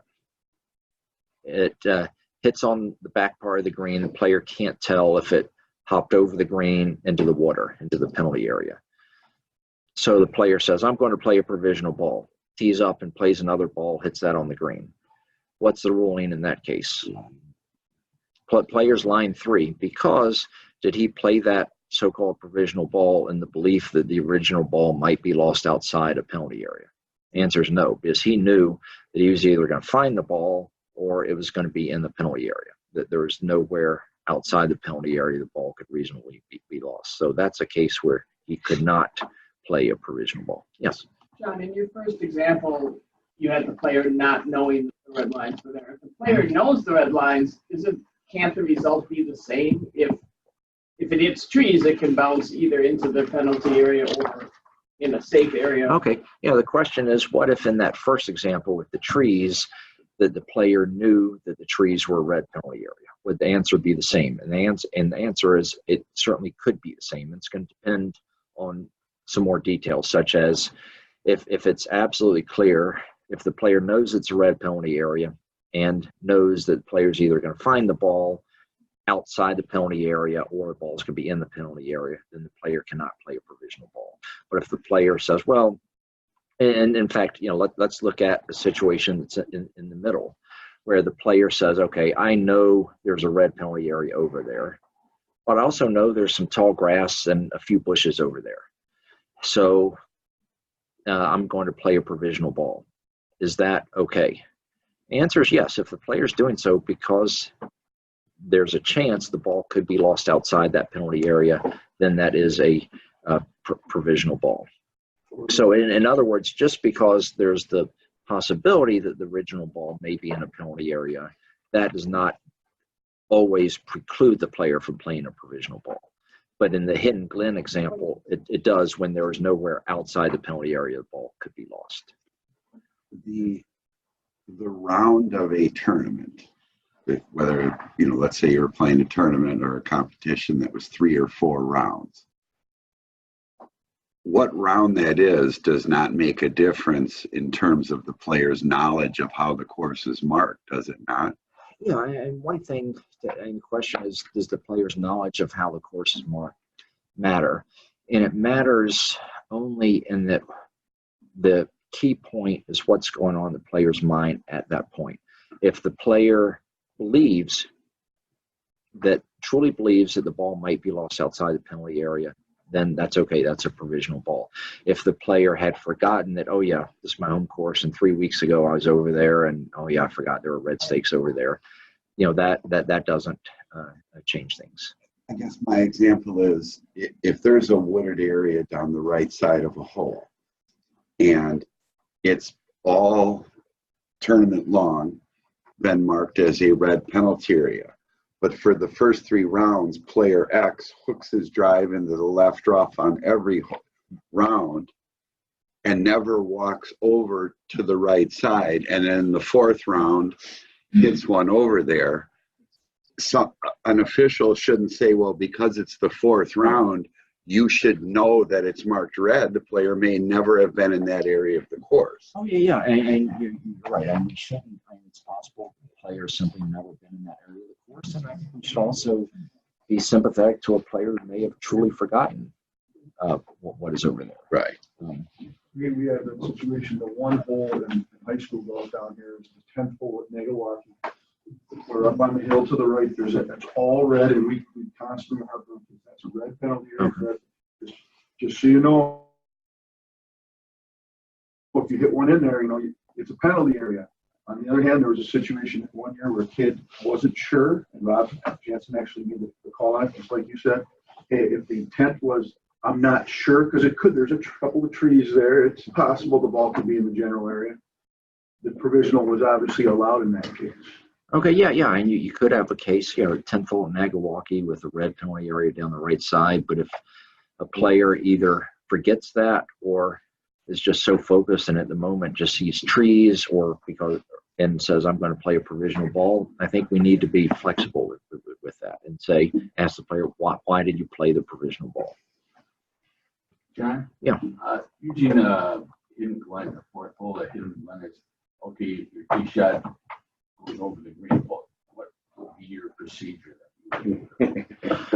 Oh, okay. So the question at Hidden Glen, let's say you're a rules official, you happen to be, let's say, walking with the group. The player hits the tee shot.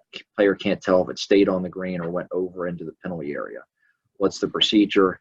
Unfortunately, it's not a very pace of play friendly procedure, and that have to tell the player, well, unfortunately, got to go up and look, and then if it is in, to go take relief. I think they might have a dropping zone on that hole, and then take relief, and that can be time consuming. Part of that because no matter, like behind the green, I've seen this at a couple other places where there's no place to drop to keep it as far away from the hole as where the ball lies across the hazard. So Yeah, well, I guess, first and foremost, that's simply what the rule says you have to do. And then secondly, how that can impact things can depend on a number of things, such as how it's marked. Sometimes you see an island green, the back of it's marked red. And sometimes, as you've said, if it is marked red, but with some hole locations, it might not be possible to take lateral relief without going closer to the hole. Sometimes the committee will have a dropping zone up there as another option as well. So and part of the reason is, using Hidden Glen as an example is often, with penalty areas, stroke and distance will not be the best option. Often, not always, but often. All right, now, so that's when a player is allowed to play a provisional ball. Now 18.3b, announcing play of a provisional ball. Before the stroke is made, the player must announce he or she is going to play a provisional ball. So let's look at that just for a minute. So does that mean a player has to announce a provisional ball before dropping that ball? So in other words, let's say it's my second shot on a par 4, I hit it into the trees. Then I drop a ball where I just play from. And then I say, Bill, this is a provisional. And then I play it. Is that okay? Answer is yes. The key is I have to say it's a provisional ball before playing it, even if, that could occur after I drop it, which is helpful for officials that imagine you're a referee with that player. Player hits the second shot, goes into the trees, and the player immediately drops another ball. And it looks like the player's getting ready to play. So as a referee, what are you allowed to do? Are you allowed to say, excuse me, is this a provisional ball? And if the player says yes, then that's good. So it allows you to determine that after the player puts that in play, but before playing it. So with the announcement, it is not enough for the player only to say he or she's playing another ball or is playing again. The player must use the word provisional or clearly indicate he or she's playing the ball provisionally under Rule 18.3. So you need to use the word provisional. If you really want, you could use the word, you could refer to Rule 18.3. But then we also have a helpful interpretation that broadens this a little bit, and that is 18.3b /2, where starts at the bottom of page 261, and the second example there of something that does satisfy this requirement is one saying, I'm going to play another ball just in case. That makes it clear that the player is playing it just in case the original ball is lost. So even though the player didn't use the word provisional and didn't use the number 18.3, we're going to say this player has satisfactorily announced play of a provisional ball. On the next page, we'll see what does not satisfy the announcement. And that is saying I'm going to reload or I'm going to play another, because it's unclear what the player means. In some cases, the player does simply want to play under stroke and distance, which the player is allowed to do. The only time 18.3 3 comes up is when there's a rules official not being approved. Yeah, the only time that comes up is when WSGA officials get together and play golf. And then sometimes, So if the player does not announce this and plays a ball from where the previous stroke was made, then that ball is in play under stroke and distance. So the player needs to announce this before playing the ball. Next section, 18.3C, playing provisional ball until it becomes the ball in play or is abandoned. All right, so first we're going to talk about playing the provisional ball more than once, and keeping in mind that the sole purpose of this rule is to save time. The player may continue to play the provisional without that ball losing its status as a provisional ball, so long as it's played from a spot that's the same distance or farther from the hole than where the original is estimated to be.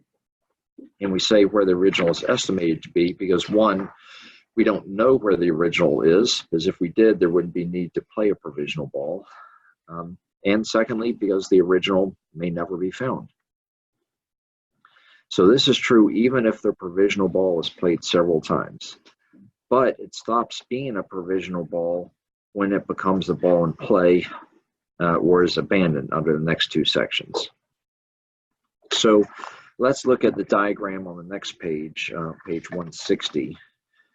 Player hooks the original tee shot into the left trees, then kind of pops up the provisional ball.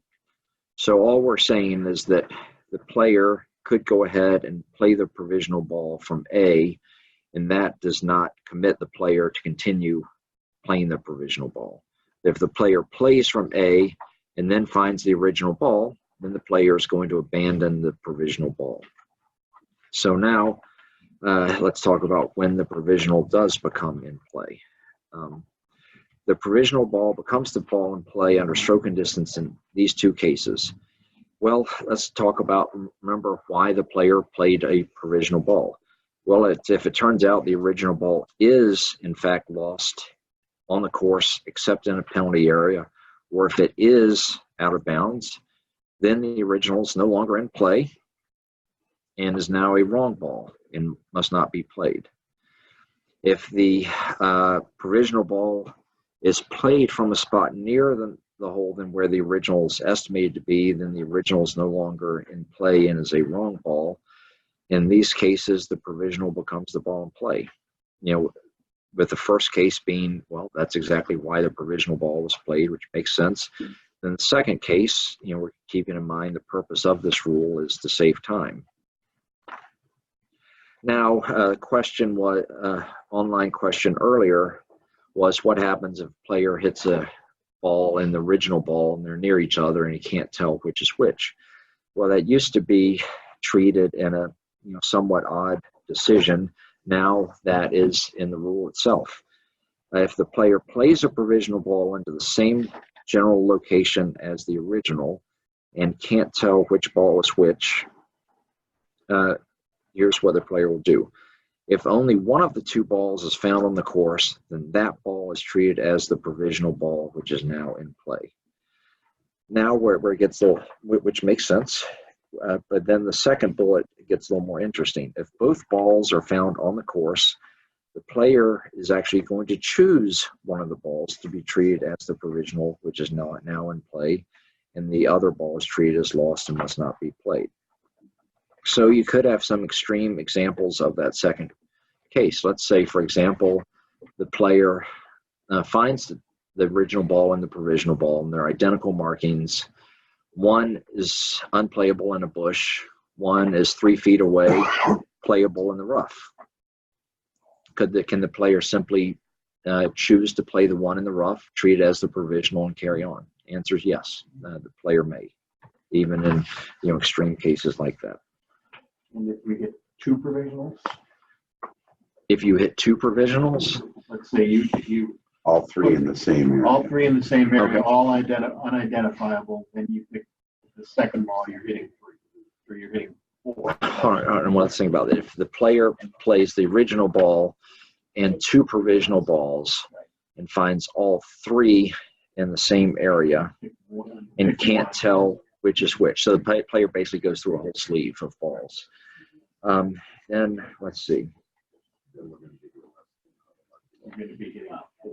Well, I think it is interesting that this provision kind of contemplates there being just one provisional ball. We ran into this though a couple of weeks ago, where we talked about this. Yeah, I brought up the example. That was my first tournament. Guy hit a sleeve of balls, all in the same place. We The found one of them. 1979 state high school tournament was decided by this. So you don't, I was. what I remember was, if you pick any one of the balls, the other two are out of play, but you're hitting 4. 6. No, because it doesn't double penalize you for taking the extra. Oh, so it's saying that. Right. So Jim, you're saying that. So this is something we talked about here. Yeah. Okay. and that's what Dan and I said. It made an impression. Okay. And what did you say last time? I don't know What question? what I'm trying. I don't think we clarified this. Okay. Yeah, but I'm trying to think. Well, I don't know, Dan. It's a question of does the player treat the second or third ball? I guess I could argue if you found all 3. They're not giving you the benefit of the doubt, but they're not penalizing you for the fact that you couldn't. It almost should say if 2 or more balls. Yeah, I think the thinking would be that you would treat it as the second provisional ball. Because you found at least one of the provisionals. The first provision, so what you mean? The second ball, yeah. first provision. Well, I'm wondering if you play 3, would you treat it as the second provisional? In other words, I think it'd be the second provision. yeah, but and we can talk about this later, but to my way of thinking, this provision, the rule is generous in that it's saying when there are 2 balls involved, you don't have 2 lost balls. We're not going to say you have 2 lost balls, you have to go back. And then your example, when there are 3 balls that, if there are 3 balls, if we say you have to continue, you have to treat one of those as the second provisional and continue on, then we are saying, okay, the good news is you don't have 3 lost balls. So you're still being a little bit generous, but yeah, and that is interesting. And that's a good example of what that Dan's going to talk about later. There's a clarification somewhere in the book about this. Is there? Yeah, but it looked at Why don't you continue on? it's Okay, not, yeah, well, it's not in Table this for now. provisional. Yeah. It's All right. an interpretation. I think it's early on about identifying the ball. All right, so let's look at the exception, which is on page 160, which is kind of an interesting one, where the player is allowed to substitute another ball when it's known or virtually certain that one of certain things happens to the ball. And that is the player has an extra option. So now the player's going to have a choice. If the ball has not been found and it is known or virtually certain that the ball came to rest on the course and was then moved by an outside influence, say a dog or spectator picked up the ball, if it came to rest on the course in a movable obstruction or an abnormal course condition, so we could have a trash can, could have a huge area of temporary water, or if the ball was deliberately deflected or stopped. So if one of those rules applies, then the player has a choice. The player may either substitute another ball and proceed under that rule, which would usually involve no penalty, or continue with the provisional ball. And this seems odd to give the player a choice in this case, but it's a very player-friendly rule because it ensures that basically the player can't do wrong. That I remember back in the 1990s at the Bay Hill tournament, there was a case where Tom Watson hit a tee shot offline. In this particular case, he did not play a provisional ball, but it's easy to imagine it happening. He went down there and he found a huge area of temporary water, and it was clear that his ball was in it. But he didn't know that he got free relief for a ball lost in temporary water. So he trudged back to the tee and played again. So was that his best play? Probably not. Do the rules allow him to do that? Yes. Mm-hmm. So imagine that situation if he had played a provisional ball. He gets down there, sees, gosh, my ball's in this huge area of temporary water. I'm never going to find it. I'm just going to have to continue with my provisional ball out of ignorance of the rules. And he does that. Then this says he's allowed to do that. He's not penalized. He's not now playing a wrong ball by playing the provisional ball. But this also, makes sure that the player is not precluded from exercising his rights under the rules to take free relief from the temporary water. So it's player friendly. It's a little bit of a wrinkle, and this does have a tendency to appear on rules quizzes and exams. I'm still not sure that I don't think I've actually come across this actually happening on the course. Have you, Bill or Dan or anyone, come across had to make a ruling on this when the player had a choice? So just something to know. If it does happen, it's covered. Is that only been, John, for a ball lost in an abnormal course condition? Just that virtually certain. Yeah, if a ball's, and it doesn't necessarily have to be lost, meaning that you don't have to wait for the 3-minute search period to expire in order to take free relief on Rule 16. Yeah, but as long as if the ball is not found, but it's virtually certain it's in the abnormal course condition, then the player could abandon the provisional and take free relief under Rule 16. All right, then the last section, when the provisional ball before we go to that, we'll just look at the diagram and finish this up. So the player plays from point A to point B, then the player finds the original ball, then the player's fine. The player will play the original ball and abandon the provisional ball. But if the player plays from point A to point B, and then plays from point B, and then the original ball is found, what's the ruling? In that case, the player has to continue with the provisional ball, which is now the ball in play, because he played the provisional ball from closer to the hole than the estimated location. All right, so the provisional ball must be abandoned. When a provisional has not yet become the ball in play, it must be abandoned in these two cases. If the original ball is found on the course outside a penalty area before the end of the 3-minute search time. So let's take a case, the ball is found on the course outside a penalty area before the end of the 3-minute search time. And that is an absolute. So let's take the example that probably a number of you remembered from the early 2000s, playoff at Torrey Pines between Frank Licklider and Phil Mickelson. They both hit their tee shots into an area that was just general area where the balls could be lost down this Barranca. It was not a penalty area. And they both played provisional balls. They go up there, and Mickelson especially hit a great provisional ball. And he yells down there, "Don't search for my ball, don't search for my ball." But the volunteers search for his ball and they find it. So now so he's finds it. So he's considering his options under the unplayable ball rule. And his best option, because of where this is, was stroke and distance. So in that case, even if the player wants to proceed under stroke and distance under the unplayable ball rule, does he still have to abandon the provisional ball? The answer is yes.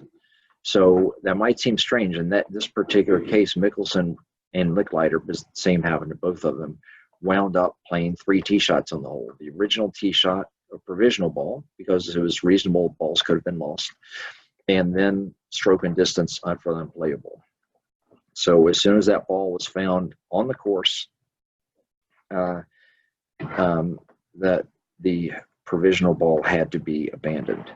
Now, if the original is found on the course in a penalty area, or if it's known or virtually certain to be in a penalty area, then the provisional ball must be abandoned, and the player would either play the original ball, assuming it was found, or take penalty relief. So in the case where we mentioned where the player hits the ball towards trees, plays a provisional ball, it gets up there, realizes the trees have been marked as a red penalty area, then the player has to abandon the provisional ball. The player would either play the original from the red penalty area or take penalty relief. So that's Rule 18. Any questions on that? All right, if not, here, let's take a break. Let's take a break, let's say till 10 o'clock, and then Dan will finish up, continue with Rule 19. I think your point in interpretation 18. Or is this about the 3 balls? Yeah. 18 what? I could be wrong. 18. 18.3a/3. And I think you're right. If I couldn't differentiate between. Well, yeah, but even if you don't have that, it seems clear to me that John's position is correct. Because the whole purpose in this rule is to say, if you're going to hit 2 out there and they're both on the course, we're not going to call them both laws, but you're not going to get the benefit. So if you hit 3 out there and you can't distinguish them, the whole purpose of that rule is you have 3 lost balls. But we're going to give you the benefit of the doubt, but the last one. So you're going to be, And I think that's what you said, the last one. I could be wrong. See if I am. But And I I think would- this is supported by the verbiage in the rule is what you're referring to. But this interpretation just underscores that. And I would also say, John, this is going to kill you. But I also say, I would get there by 20.3 by saying it is not covered by any rule.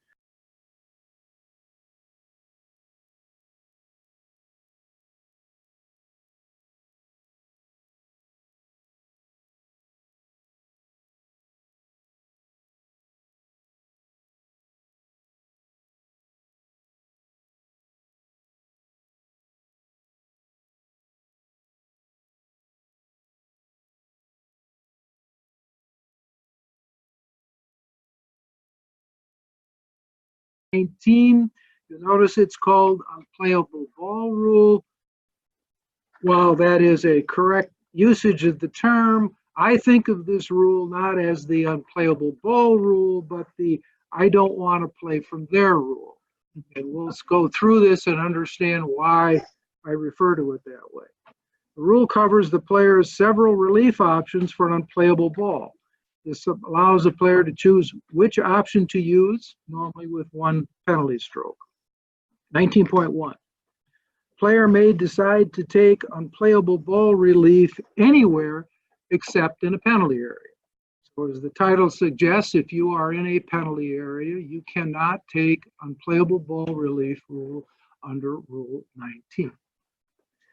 The player is the only person who may decide to treat his or her ball as unplayable by taking penalty relief under 19.2 or 3. What is unsaid, but what is understood in that is, and there is no need to get somebody else's permission to do it. So the player may decide, and he may decide strictly on his own for whatever reason. Second sentence says, unplayable ball relief is allowed anywhere on the course except in a penalty area.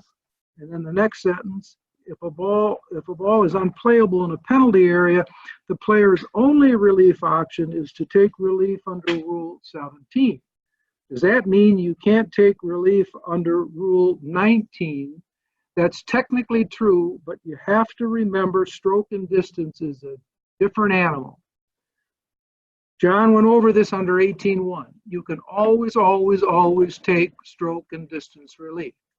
So when the sentence says, if a ball is unplayable in a penalty area, the player's only relief option is to take penalty relief under 17. I don't want to say that that is a wrong sentence or incorrect sentence, but you have to think, however, the player can always take stroke and distance relief. When you're taking stroke and distance relief, whether it's under 17.1D1, 18.1, or 19.2a, the procedure is identical, absolutely identical.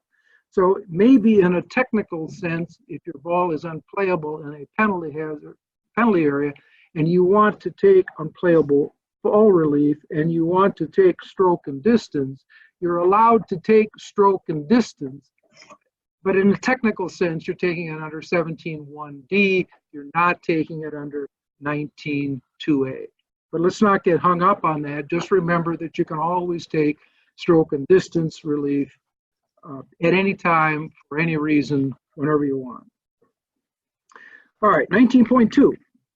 Relief option for unplayable ball in general area or on putting green. And then when we talk about 19.3, we're going to see relief options for unplayable ball in a bunker. You may ask, can you take unplayable ball relief in a teeing area? I think the answer is yes, but the rules don't tell you how to do it. And the reason that they don't tell you how to do it is because the rules drafters are pretty well convinced that no player would ever take an unplayable ball relief from a teeing area, because you can pick up your ball in any event in the teeing area. All right, 19.2. A player may take unplayable ball relief using one of the three options, 19.2A, B, or C. John went over this under 17. A is stroke and distance, B is back on the line, and C is lateral relief. The player may take stroke and distance even if the original ball has not been found. Why? Because you can always take stroke and distance relief. It's just that simple. But here's the but. But to take back on the line under 19.2B or lateral under 19.2C, the player must know the spot of the original ball.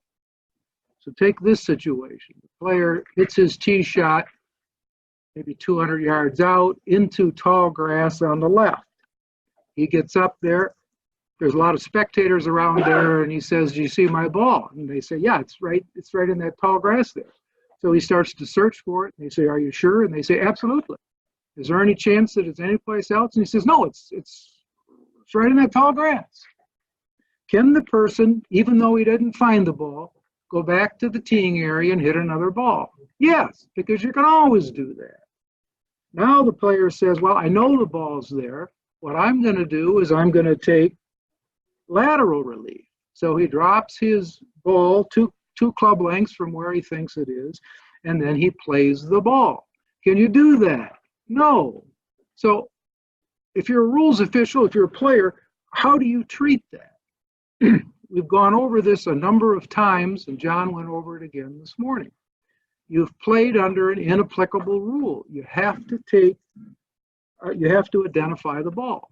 The only thing that you could have done in that situation, if you can't find your ball, is to take stroke and distance relief. So if the player plays it, what's he going to get for a penalty? He's going to get 1 for taking stroke and distance, and he's going to get 2 more from playing a wrong play. So he's going to get 3 penalty strokes. What does he have to then do? He has to correct it. It's a serious breach. Why is it a serious breach? Because he's supposed to be hitting his third shot from the, quote, teeing area, and he's hitting his third shot from 200 yards up the fairway. That's a serious breach. All right, we've gone over this a number of times. The rules interpretation is 19.2/5. And I suggest that you write that down because that's one of the ones that you have to know. And it is the situation that I just went over. The player, the back on the line and lateral relief options under 19.2 and 3 may not be used without finding the original ball, as both require the ball's original spot at the reference point for relief.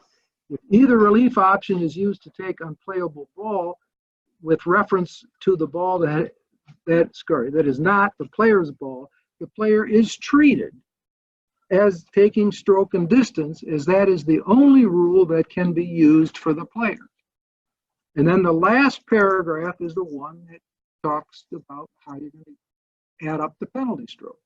In stroke play, the player gets 1 penalty for taking stroke and distance, and another 2 penalties for doing so from a wrong place. Then it goes on, if the wrong place is a serious breach, the mistake must be corrected.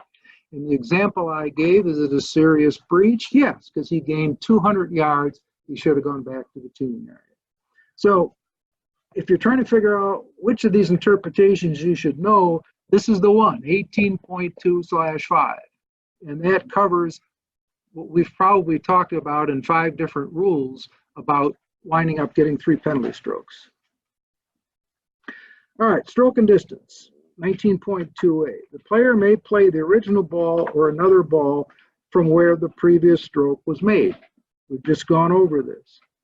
What is interesting is when you see the professional players, they often take stroke and distance. If you see amateur players or beginning players, they hardly ever choose the stroke and distance option, even though it may be the best option. So, returning to my favorite hole in the state of Wisconsin, the 13th hole at Oconomowoc. The pin is in the front. The hole location is in the front. You have a 5-foot putt. You just touch it. It just misses the hole, and down the hill it goes 75 yards into the middle of the fairway. There's a rules official there, and you say, Mr. Rules Official, just so you know, I'm going to treat that ball as unplayable. And the rules official, not a very good one, says, I'm sorry, you can't. That ball is not unplayable. That ball is sitting directly in the middle of the fairway. There is no shot that is more playable than a ball that is in the middle of the fairway. Remember, Rule 19 is not the unplayable ball rule. It's the I don't want to play it from there rule. So you get to make the choice. You get to pick the ball up or even not pick the ball up. You get to play again under stroke and distance by placing a ball on the putting green 5 feet away and trying it again. All right, 19.2b, back on the line relief. Player may drop the original ball or another ball in the relief area based on the reference line going straight back. This is the same procedure that John went over under Rule 17, the reference point. It's a point on the course chosen by the player that is on the reference line and is farther from the hole than the spot of the original ball. In choosing this point, the player should, we've been through this, should indicate the point by an object. You're not required to do it. If you drop the ball without having chosen it, the reference point is treating the point on the line. It's the same distance. And the size of the relief area, it's 1 club length. We know that because the only time you're going to have 2 club lengths is when it's lateral penalty relief. Limitations on location, must not be near the hole. Then the reference point. And remember, the WSGA always plays Model Local Rule E12. John went over that as a reminder. That is a rule that does one and only one thing. It eliminates the penalty. That's all it does. It eliminates the penalty if you play from the wrong place under back on the line relief, but you play it from within 1 club length of where the ball hit the course when you dropped it. Second bullet point or double arrow may be in any area of the course. We've talked about this as a general proposition. If you are taking free relief, you have to drop it in the same area of the course. If you're taking penalty relief, you can drop it in any area of the course. There's an exception when we get to bunkers, but that's the general rule. So, any area of the course. Does that mean that you could drop the ball in a no-play zone? The answer is yes. You can drop the ball in a bunker. Can you drop the ball on a wrong putting green? Answer, yes. And there may be a strategic reason why you would want to do that. You go back on the line and your next shot is going to be directly into a large tree. You want to move to one side or the other. How are you going to do it? One strategic way you may do it is to drop it on the wrong putting green. Then your ball is now in play. What are you required to do? John talked about this under 13.1F. You are required to move the ball and take relief from the putting green. And you may then be able to go to the side of the putting green if that's the nearest point of complete relief, drop the ball, and you may be able to avoid the tree. So that is a reason why you may want to drop a ball on a putting green. All right, 19.2C, lateral relief. The player may drop the original ball or another ball in the relief area. Reference point, spot of the original ball. Size, this is the 2 club lengths. Why? Because it's lateral penalty relief. And again, you may drop it not near the hole, but you may drop it in any area of the course. So what do you do if you hit your ball into a tree and it's 10 feet off the ground and you cannot play it from there? Can you can you take unplayable ball relief? And the answer is yes. How do you determine where your ball is if you want to take lateral relief? It is the spot directly underneath where your ball lies. So that is your reference point. You then take 2 club lengths. Notice that if you hit your ball into a tree above the putting green, the spot directly underneath would be on the putting green, and you could actually drop the ball on the putting green. But notice the reverse of this is not true. If your ball is on the ground, you cannot pick a spot directly up in the air. An example of this, of what you can't do, is take the 17th hole at Whistling Straits. You hit your tee shot, it rolls onto the green and just dribbles off the left side, and it's up against the railroad ties holding up the 17th green. You can't make a stroke that is unplayable. You would not be permitted to go directly up, say 5 feet, then measure over 2 club lengths to get it onto the putting green. This interpretation, which is 19.2C/1, only talks about the fact if the ball is up in the air, you go to the ground. The reverse is not true. All right, let's look at 19.2, these 2 diagrams. And again, we'll go over them fairly quickly because John did a very nice job of covering them. The one on 19.2C, notice a couple of things. First of all, the player is playing from the fairway, looks to be the fairway. And she hits her ball, I guess you'd call it a shank, and hits it into a series of trees. First question, if she hits it in there and she can't find that ball, but she is 100% sure that it's in one of those 5 trees, what is her only option? Option number 1, stroke and distance. So if she goes up there and she sees that there are 4 balls in there and it's kind of a prickly tree and she can't get into the thing, but she sees 4 balls, has she identified it? No. So in order to play under options 2 and 3, she has to know the spot of the ball. How do you know the spot of the ball unless you identify the ball as yours and that's the spot? So assuming the player then plays and she wants to take stroke and distance, notice that when the player goes back, she gets to drop within 1 club length. She is not obligated to drop at the spot where the previous stroke was made. So she goes back and the black dot there is where the stroke was made. She then gets 1 club length no nearer the hole, which, when you think about it, could allow her to get quite an advantage if her previous shot was played from the rough and she was only a foot from the fairway. This would allow her to take the 1 club length into the fairway and drop the ball in the fairway. Under the rules of golf, there is no difference between fairway and rough. They are both considered the general area. All right. Her second option, she hits it, she finds that spot. She then decides to go back on the line. So she draws the reference line from the flagstick through where her ball lies and goes back on that line as far as she wants. Does she get 1 club length or 2? The answer is 1. Why? Because it's not lateral penalty relief. She's taking back on the line penalty relief. So she gets 1 club length on either side. Third option, she finds her ball, she decides to take lateral penalty relief. She gets 2 club lengths on either side of that ball, no nearer the hole. Again, lateral penalty relief, she gets 2. All right, so when she's proceeding under that, those are options. Now, look at the next page, which is 19.3, and this is the relief options for ball unplayable in bunker. She has the same relief options as she did in the previous one, except that when she takes options 2 and 3, she has to drop in the bunker.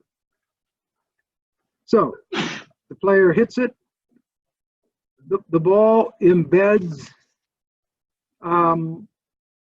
in what looks to be the bunker, but let's assume that it doesn't embed in the bunker, but rather it embeds 3 inches above the bunker into the solid dirt wall. Is she in the bunker? That's the first question. No, she's not in the bunker. What are her relief options going to be? Well, we're going to see that her only option is going to be to take unplayable ball relief and going to go through this because there's no place that she can drop that would allow her to drop in the same area of the course where her ball is. So she's then going to have to take unplayable ball relief. So the answer of 19.3 does not depend on whether that ball is technically in the sand or whether the ball is 3 inches up, because we're going to see as we go through this, the outcome is the same. So the player has option number 1.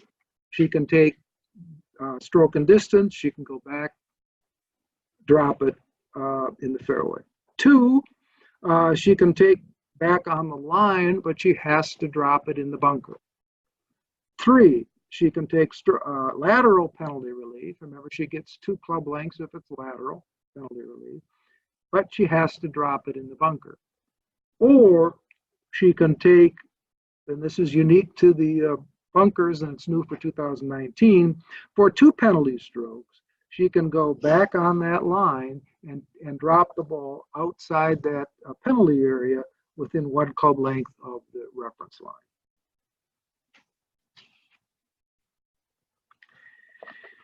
All right, assuming that she hits her ball, we're still looking at the diagram 19.3, she hits her ball, she decides that she wants to take option 2 and she drops it in the area of what option number 2 does, and her ball comes to rest within that relief area.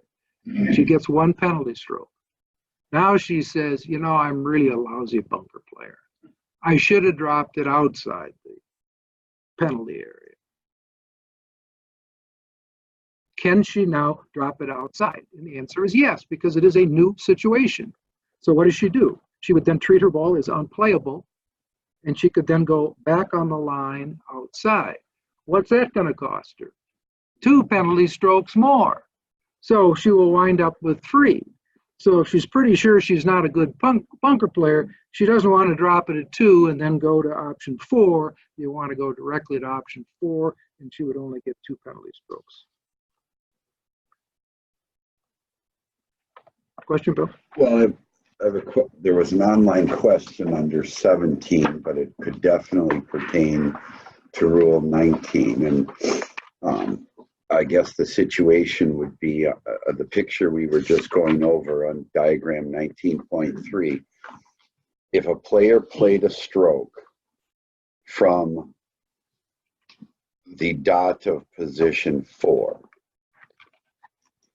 and hit it into a position where it was unplayable and said they were proceeding under stroke and distance and went back to 4 and dropped a ball and it landed in the relief area in 4 within a club length of the line, and it rolled forward of the spot where the previous stroke was made,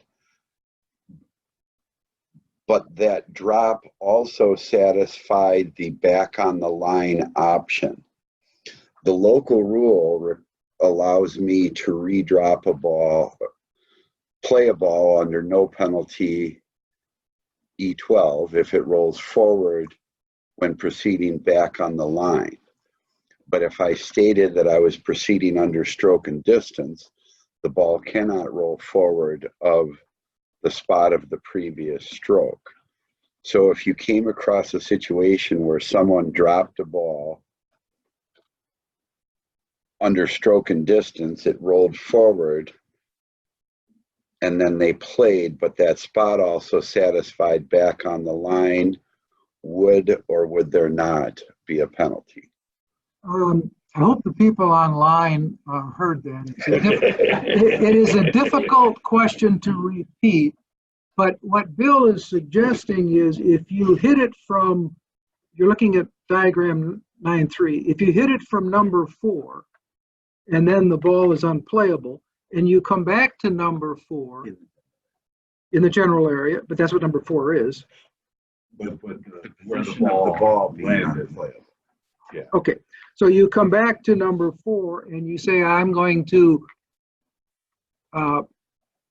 take stroke and distance. If you drop it and it rolls 3 inches forward, are you covered under Model Local Rule E12? And the answer is no, because Model Local Rule E12, which is the rule that allows you to escape a penalty if the ball rolls forward a club length, only applies to back on the line relief. The second part of Bill's question is, if they took back on the line relief and dropped it and it rolled a foot forward and Model Local Rule was in effect, there would be no penalty. If the player does that and doesn't say anything, I guess we need to determine, did she take back on the line or did she take stroke, I'm sorry, did she take stroke and distance relief or did she take back on the line? And then would it be appropriate for a referee to talk the player into the? Well, and what Bill's suggesting is, when you say to the player, should you say it in the following fashion? Now, I'm not sure which you were proceeding under, but let's just say hypothetically, if you were going on back on the line, you would get no penalty. However, if you were playing under a stroke and distance, you will have played from a wrong place. So think carefully before you answer that question. Were you pursuing under stroke and distance, or were you intending to proceed back on the line? Obviously, that's somewhat of a loaded question. We do have player integrity, and I think it would be fair to say to the player, what were you doing? And if she said, I was intending to play under stroke and distance, and the ball rolled forward, she would get a penalty stroke if she played it. Yeah, John? Well, if you're taking back on the line and you're taking it out and bumping it 2 strokes to begin with. But that wasn't Bill's hypothetical. The question was that the ball became unplayable in the general area. Yeah. And you were proceeding back on, stroke and distance, but that also happened to satisfy back on the line. I think we've covered the 19.3B, which is the 2 extra relief, extra penalty strokes. If you've ever seen beginning golfers, this is a godsend.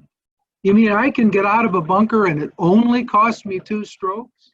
Most highly skilled players would not find that to be a benefit, but for beginning players, this is quite a godsend. An interesting thing is this. Remember Bernie Lair? He was working a women's tournament in Florida last year in January, and a woman hit a ball from position 4 of 19.3 into a bunker. And she said, oh, I'd like to use the new rule and proceed under 2 strokes and drop back on the line. And Bernie said, why don't you just proceed under stroke and distance for 1 stroke? So people were excited about getting out of the bunkers. But do understand, this is sort of a repeat of the theme of Rule 19. You can always take stroke and distance relief, always, under any circumstances at any time. Whether you call it 17.1D or you call it 19.2A, it doesn't make any difference. You can always do it. All right. Any other questions on 19? Yeah, the age-old question every year. Talking about the Mickelson situation, Torrey Pines. There are situations where we teach our kids to not hit a provisional ball. You're hitting 3. You hit it into a very deep, thick wooded area. You do not want to even use the word provisional, because then if somebody finds it, you're obligated to look for it. I'm hitting 3. Now, we've kind of went back and forth on saying, where the player tells the people in the group, I am taking stroke and distance here. To clarify that, I've also taught kids to say, that is an unplayable ball. I do not have to identify it, so I can take an unplayable ball option here, and I'm hitting 3 off the tee. From all of you, which is the best way for me to teach players, whether it's kids or adults, to announce that it's not a provisional, or, because you know, the thing about not saying anything sometimes puts a kid in a precarious position as well. What is the best way for a player to make sure that it's clear that I'm taking a stroke and distance out and I'm not hitting a provisional ball? The question is, if the person really honestly wants to take stroke and distance, what is the best, and does not want to hit a provisional ball, what verbiage should they use to ensure that they are not misunderstood? My answer to that is an easy one. If I'm the player, I'm going to say, I'm going to play stroke and distance. That's it, period. I'm not going to say I'm playing under 17.1b. I'm not going to say I'm playing under 18.1, and I'm not going to say I'm playing under 19.2a. You simply say, I'm taking stroke and distance, because you have the absolute right at any time you want as a player to play under penalty stroke and distance. So that's what I would say. Lee, I can give you the flip side argument to that too. At University Ridge on the 10th hole during the state high school girls tournament, I had a girl hit one from the tee and it dribbled over the cart path and rolled 1 foot into the unmaintained wooded area. And she went back to her bag and pulled out another ball and hit it, and that went 40 yards deep into the woods on the other side. And she went back to her bag and pulled out another ball and blocked it 40 yards into the right trees. And she walked back to the bag and hit another ball left. She walked back to the bag, hit another ball to the right. Wound up hitting 7 balls off the tee, including the original. And the whole time I'm thinking, this girl and this coach are going to love me. She's going to take lateral relief, get relief from the cart path, go further out, have a clear shot to the green, hitting 3, and might be out a bunch of golf balls, but she's going to be lying.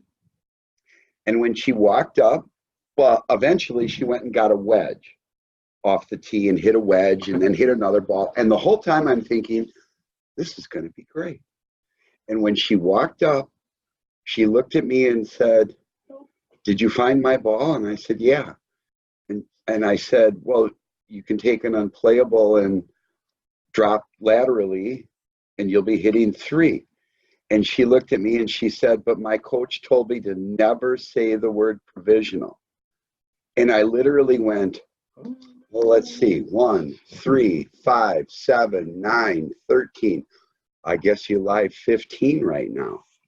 And literally from the first shot, her tournament was over. Sure. Why not find your ball? The worst you can do is go back. Every situation is different. There's no way I'm going to put that. Now, I'd be able to see if it came out. I'm just saying there's certain situations where we do not want to find. Okay, let's move along. You're right. You don't want to net. It's not a. Let's move along if we can to Rule 20. When John and I were discussing who's going to handle what, John wanted me to handle Rule 20. Rule 20 deals with referees making incorrect decisions, and I suspect that John had a secret motive in mind by having me handle this rather than himself. So let's talk about Rule 20. There are only 2 definitions that we need to worry about. One is committee, a person or group in charge of the competition, and a referee, the official name by the committee to decide questions of fact and apply the law, apply the rules. So the committee is the whole thing. The referee is one appointed by the committee. Generally speaking, if it's a USGA event and Bill or Jeff are in charge, they are, while they are the boss, they are merely one member of the committee, and the other rules people are part of that committee as well. All right, Rule 20.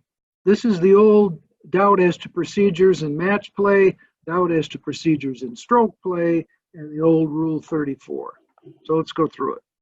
Rule 20 covers what players should do when they have questions about the rules during a round, including the procedure, which differed in match and stroke play allowing the player to protect their rights.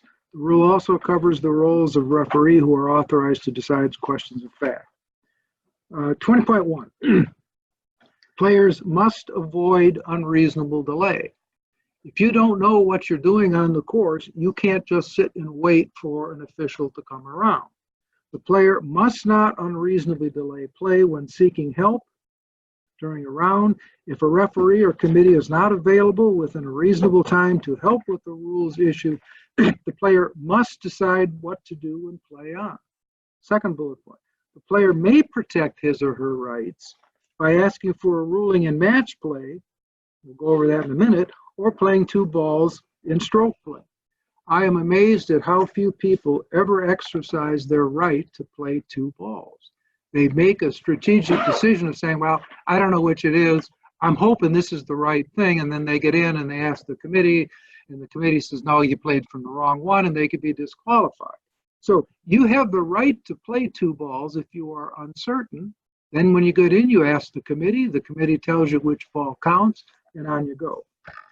So let's talk about the match play situation first, 20.1b. During a round, players in a match may agree how to decide a rules issue. The agreed outcome is conclusive, even if it turns out to have been wrong, so long as the players did not deliberately agree to ignore any rule or penalty they knew applied.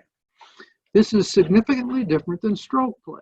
So, two players are having a match. They say, why don't we have an agreement that we don't have to putt out anything less than 5 feet since we're bad putters? If they don't know that that is a breach of the rules by having that agreement, and they then finish the match with that in play, the match stands as played. It's only if they are aware of it and you start the match that you then are going to be disqualified.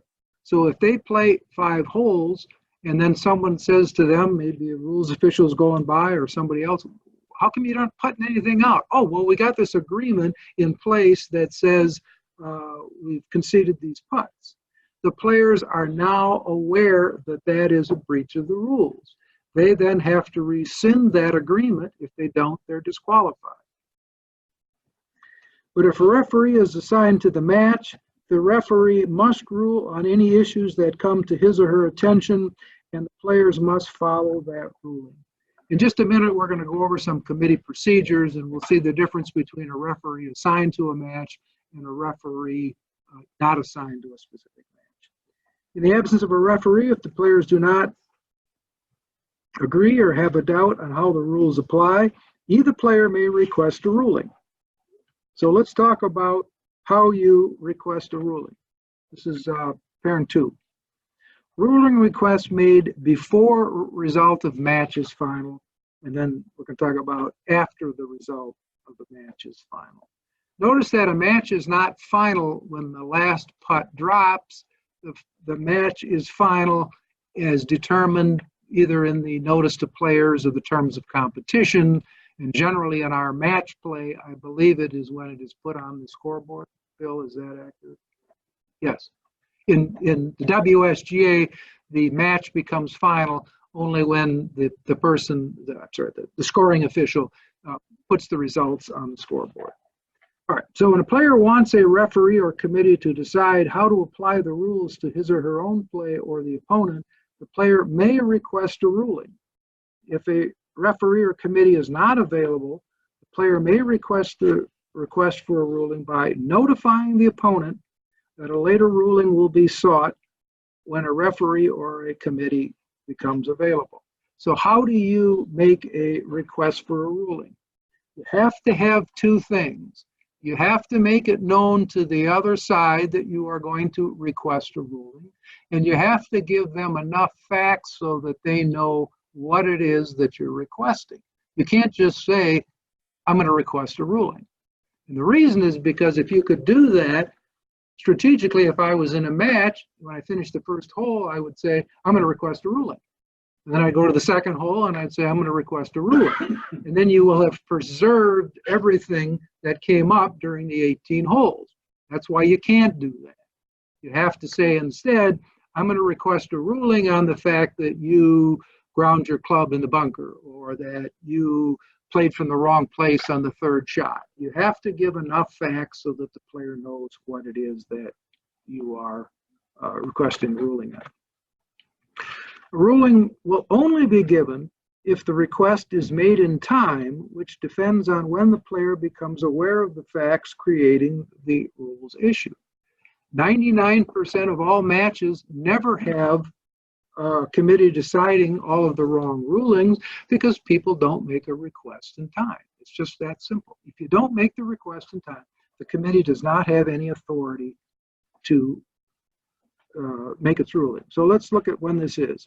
When player becomes aware of the facts before either player starts the final hole, when the player becomes aware of the facts, the ruling must be made before either player makes a stroke to begin another hole. When you're on the last hole, then you must make the ruling request before the match is final, which in some circumstances could actually mean that the players have to go back to the course and finish the round. So as an example, you win your match 5 up with 4 to go. So you finish the 14th hole, you're 5 up, you've won the match. You're walking back and your opponent says, how come you were so good today, Dan? And you say, well, I had my secret weapon. I had 2 extra wedges in my bag, so I had 16 clubs to choose from. And the other player says, well, wait a minute, you can't have 16. I said, well, why not? He says, well, because it's a violation of the rules and I'm going to request a ruling. You go to the committee, what's the committee going to say? First question they're going to ask me is, Dan, when did you become, or Mr. Opponent, when did you become aware that he had more than 14 clubs? Just when we were walking back in. Okay, is the request timely? Yes. What is the violation? What is the breach? What's the penalty for too many clubs? It's 14.1B. 4.1B. And that is an adjustment penalty. We've gone through this before. It's the status of the match. So they're going to take 2 holes away from my score. That's the maximum you can get. Now the match is going to be, I am 3 up with 4 holes to go.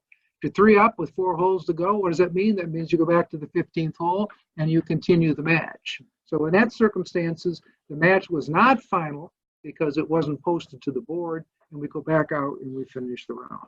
It works out great in a match play. It's like 15 other matches. Oh, yeah. If the player does not make the request in time, a ruling will not be given by the committee, and the question will stand even if the rules were applied in the wrong way. So you got to do it in a timely way. If the player requests a ruling about an earlier hole, a ruling will be given only if all 3 of these applies. The opponent breached the rule, giving the wrong information. The request is based on facts the player was not aware of before they made the stroke. And the third bullet point is, after they become aware of it, they made the request in time. So let's go over those situations. We're on the first hole. I am standing on the putting green watching my opponent, and he is in the bunker, and he's taking 3 or 4 practice swings, each time hitting the sand. I observe this. When can I no longer make a claim against him? When he tees off, or either one of us tees off on the second hole. So I got to make that claim before either one of us tees off. Second situation, I'm sitting there on the first teeing the green. My opponent is in the bunker, but I can't see him down there because it's the bunker's too deep. And all of a sudden the ball comes up. The player says he got a 4, I got a 5, so we move on. I lost the hole. We go to the second hole. He's in the bunker. I then look down and I see him taking a practice swing, touching the sand in the bunker. And I say to him, Hey, Charlie, I see you just touched the sand in the bunker. That is a breach of the rules. When do I have to make that claim if I want to satisfy the rules? Before either one tees off on the third hole. What if the guy says, well, yeah, I did that. I didn't know it was a penalty. I mean, on the first hole, I did the same darn thing and, you know, nothing happened there. When can you make a claim about the first hole? Before they tee off on the third hole. The reason is because you were not aware of those facts until the second hole. And on the second hole, you became aware of the facts that it was a breach. And so you have until you tee off on the third hole. Take this situation. You're on the first green. You watch your opponent take his practice swings in the bunker, touching the sand. You then get to the second hole and the third hole and the fourth hole. And you get to the fifth hole and you see him down there again. And he does that. And one of the spectators says, boy, he's touching sand in the bunker. That's a violation. And he says, oh, I didn't know that was a violation. Well, I saw him do it on the first hole, so can I make a claim against that? And the answer is no, because even though you didn't know it was a penalty, you knew the facts. And the facts were you saw him ground his club or take a practice swing or touch the sand in the bunker. And once you know that, you have until they tee off on the next hole to make your claim. Bill, question? I had an unusual ruling once, which I'd be curious to get both your opinions. Let's say Dan and I are playing a match, and on the fourth hole, I see Dan as your 16 clubs that you referred to earlier. And when I notice that you have 16 clubs on the sixth hole or fourth hole, whatever hole, I'm like 4 or 5 up, and I figure, oh, I'm not going to say anything. And we ultimately get to the 18th tee, and now we're all square. And we both tee off 18, and I walk up to you and say, well, Dan, nice match, but you've had 16 clubs all along. Have I lost my right to make the claim for any hole for that breach if I did not make the claim when I became aware of the facts? Let me just make it clear. If the people online didn't hear that, the question is, you've violated or breached the 14 club rule on, let's say, the fifth hole.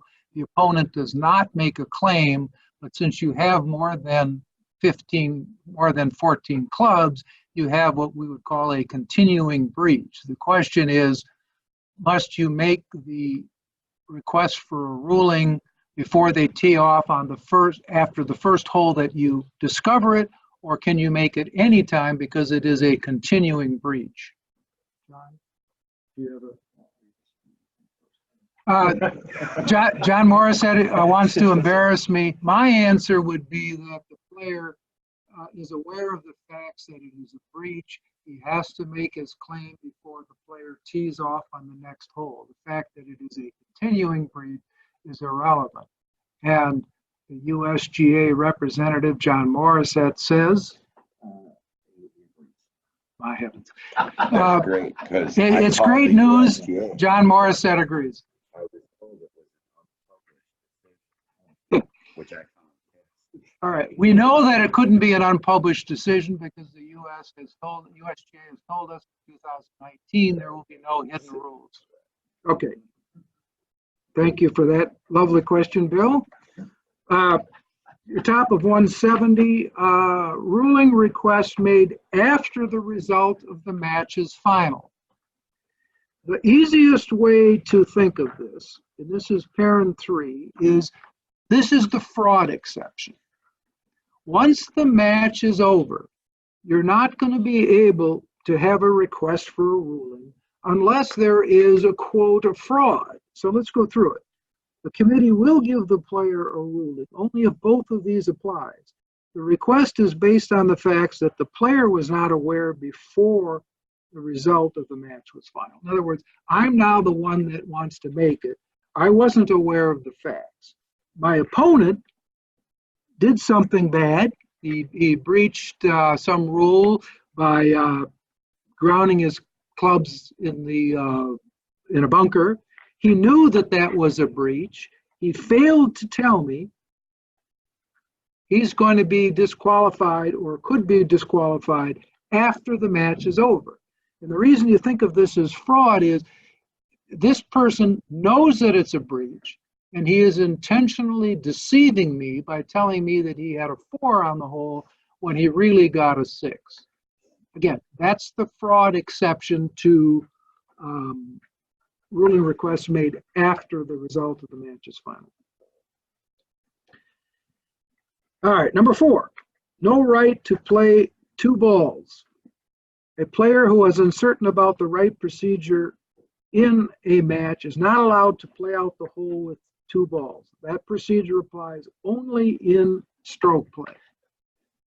There is a wonderful interpretation. It's 20.1b, parent 4/1, that talks about what happens if the player does, in fact, play out the hole with 2 balls.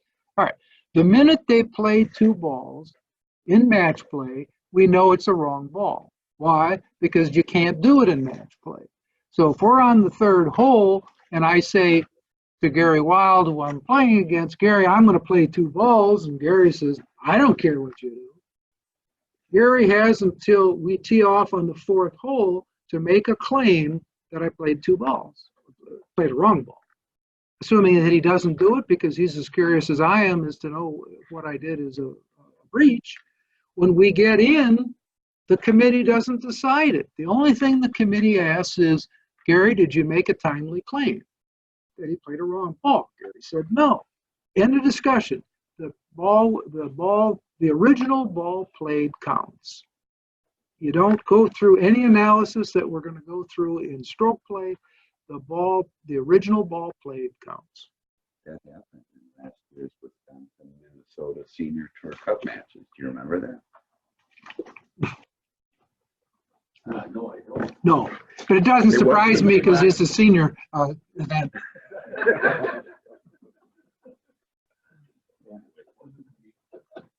All right, let's talk about ruling issues in stroke play. No right to decide issues by agreement. This is the exact opposite of match play. If a referee or committee is not available, the players are encouraged to help each other, but they have no right to decide a rules issue by agreement, and any such agreement they reach is not binding on any player. So you're standing on a cart path, you don't remember whether you get 1 club length or 2 club lengths.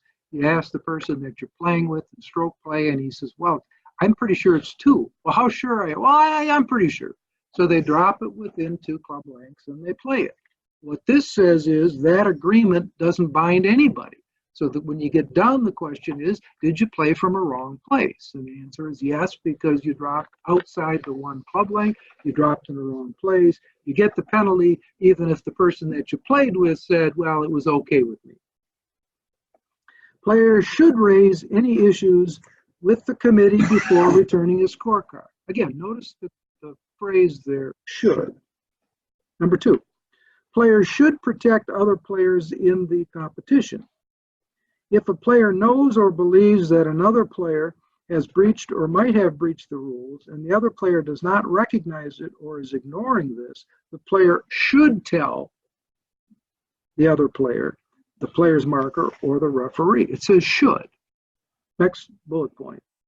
This should be done promptly after the player becomes aware of the issue and no later than before the other player returns his or her scorecard, unless it is not possible to do so. So let me give you an example. This happened at I believe it was the Marquette tournament, NCAA tournament. A player was on, I believe it was the 16th hole at Erin Hills.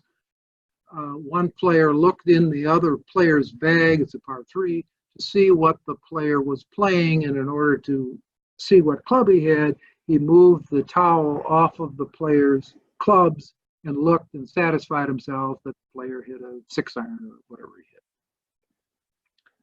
The other player saw him do that.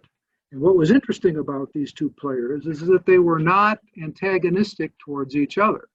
They were almost like friends. But the player whose clubs were involved talked to his coach and says, do I have to report this to the committee? And basically the coach said, yes. When you get in, you tell them what happened. You're now absolved from any problem with that, and the committee will sort it out. And Randy Warbeck and I were in the scoring 10th, and we decided that it was in fact a breach of the advice rule, and the player got two-stroke penalty. The player didn't object. The other player said, well, I didn't know that, but he then got the penalty. And that's because the first player did what he was supposed to do.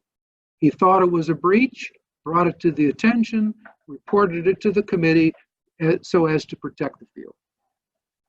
Are they still friends? We don't know. They were different schools.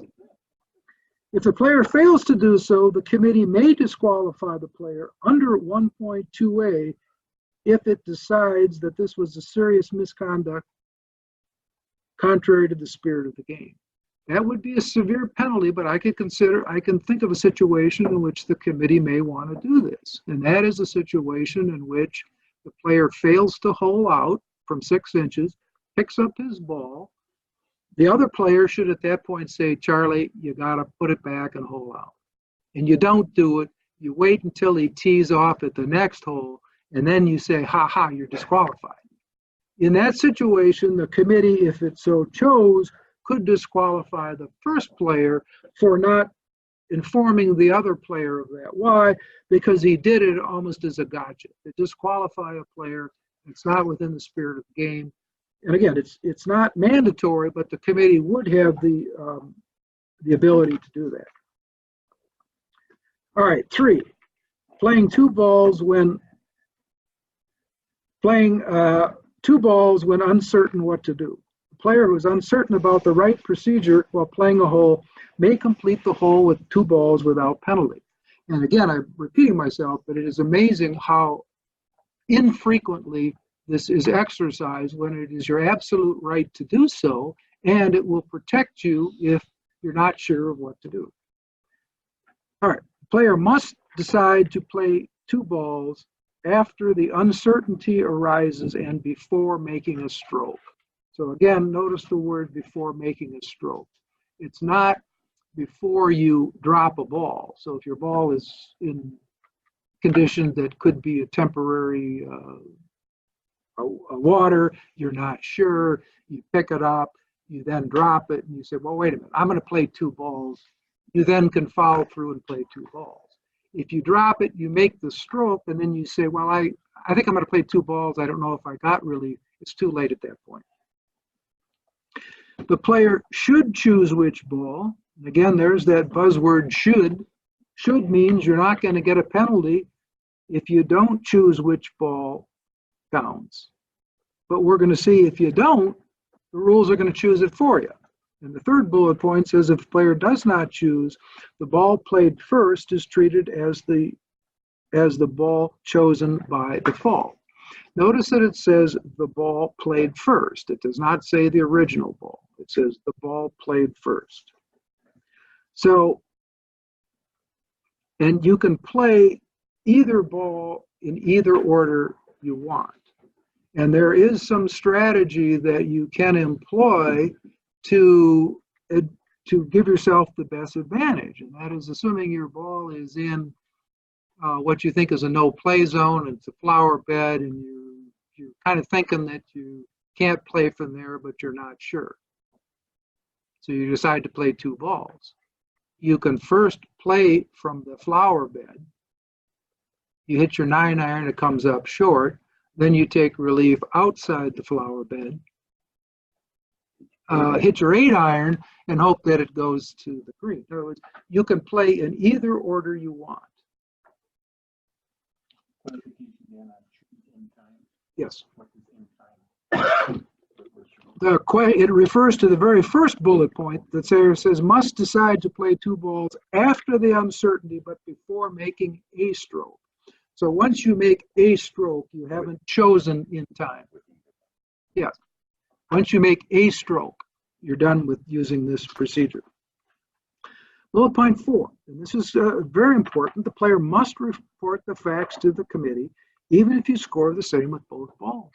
So if you're going to do this, you got to report. And the biggest problem that would come up is you say, well, I scored a 4 with both balls. What's the point of telling the committee?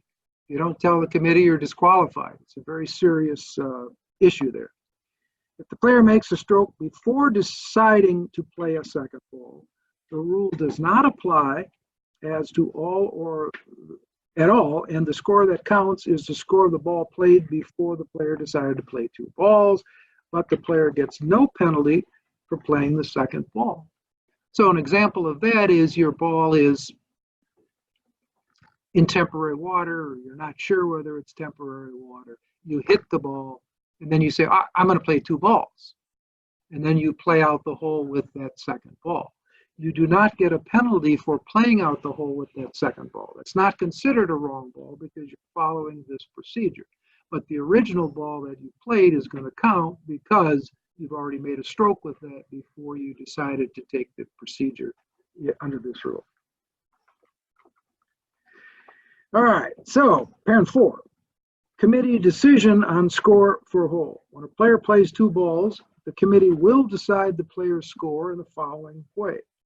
The score with the ball chosen, whether by the player by default, counts if the rules allow the procedure used. So if you don't choose, what's the default? The ball that you play first. And if the rules allow you to use that procedure, that ball counts. Second, if the rules do not allow the procedure used, the score with the other ball counts if the rules allow the procedure for that. In other words, what it's saying is if you don't choose, and you're only allowed to use, the procedures only allow you to play from one spot rather than the other, that's the one that you're going to count whether you choose it or not. And bullet point number 3, if the rules do not allow the procedure for each ball, then what you're going to do is that you're going to take the one that doesn't have a serious breach, and if you have serious breach from both, you're done. This always comes up on the national exam. The question always says the player has played, he hasn't used the correct procedure for either ball, therefore the first ball always counts. And the answer to that is always false because it depends on whether either ball is played as a serious breach. Last bullet point, all strokes with the ball that does not count, including stroke made and any penalty strokes solely from playing that ball, do not count in the player's for the score for the hole. We've talked about this before. An example of when it would not be solely, it would be in a situation where you get advice from another player. That could apply to either ball, so that would count. But if it's a instance of playing a ball and then playing it from the wrong place after that, or a procedural violation that applies only to that ball, if that ball doesn't count, you don't count any of those penalty strokes. All right, 20.2, ruling on issues under the rules. Now we're going to talk about, and I noticed that John just left, and we're going to be talking about what happens when referees and committees make errors. So that's what we're going to be talking about now. A referee is an official named by the committee who decides questions of fact and apply the rules. A referee's rulings on fact or how the rules apply must be followed by the player. A player has no right to appeal a referee's ruling. However, they have no right, but it is the WSGA's policy that you should accommodate a player's request to have a second opinion. Nothing is more disruptive to the tournament than to have a player say, can I drop here? And I, in a very officious manner, say, no, you can't drop there. And then the person says, well, I think I can. No, I know the rules. I'm the rules official. You can't do it. That's not the way we want to proceed. That person should be able to say, well, looks at my name tag, well, Mr. Stoper, I don't think you know the rules. Could I ask for a second opinion? I should be very willing to say, yes, I should be confident that the ruling I made is correct. And if I'm not confident, then I should want somebody else to rule on it. And if I'm not confident, I would want somebody else to rule on it. So how does this happen? Well, let me tell you one of the most interesting situations. It was at the state amateur. I was on the 13th hole. I'm sorry? Court. What? Oh, that Lasonia, sorry. Sorry, yeah. Now I'm I got a visual. right, not the third, right. Usually I refer to the 13th of the Conomowoc. Yeah. I'm sorry, it was just last year's, 2 years ago, whatever it was. Last year's. It was the 13th hole at Lasonia. It is a par 5, sort of an elevated green. There was some damage on the putting green that was clearly, in my opinion, ground under repair. Player calls me over and he says, do I get relief from this? And he had about a 15-foot putt. And I said, yes, you do. And the guy says, well, I'm just going to put my ball over there. And I said, no, we're going to find your nearest point of relief, your nearest point of complete relief, and then you have to place the ball there. And he says, well, I want to place it over here because they have an uphill putt. And I said, well, you can't. You have to put it in the nearest point of complete relief. The player was not very happy with that. And as coincidence upon coincidence would happen, Gary Wild is driving his cart immediately by that green. And the player yells, hey, Gary Wild, come over here and help us. So Gary stops his cart, gets out, walks over and says, what's the issue? And the player explained to Gary that this rules official wanted him to play from here, and the player wanted to play from here. Wasn't that right, Gary? Shouldn't I be able to play from here? And then Gary Wild did a very smart thing. He said, well, why don't we put a tee here, if that's where you think you should play from, and let's put a tee here where the official, meaning me, said you should play from, and I'll go get the flag stick. So then Gary went and got the flag stick, and he measured it. He put the flag stick down, and one of them was 6 feet, and one of them was 7 feet. And then the player said, oh, so I have to play from the 6 feet. And then Gary said, yes, that's right. Gary then went off, and that player was very happy. Not that he had to play from 6, but he had to play from 7. He was very happy that the rules official treated him with respect, and it wasn't truly a second opinion because I didn't ask Gary to come over. The player asked him to come over. But the point is, the worst thing that I could have done is to say, wait a minute, Gary, I'm in charge of this hole. You go back and you sit in your cart. I'll make the determination. And what happens there is, even if Gary and I agree completely, which we did, the player would assume that I was hiding something, I didn't know what I was doing. And as it turned out, he was quite happy that he had the opinion of Gary Wild on where to play from, which makes Bill very happy because he has players on the course that are happy. And it makes Rob Jansen very happy because he then gets continual revenue coming into the WSGA because people aren't so upset with the rules officials that they don't want to play anymore. All right. A referee may seek the committee's help before making a ruling or after a ruling to the committee, but he's not required to do so. And then it has the blue language that says committee procedures, explaining the scope of the referee's authority.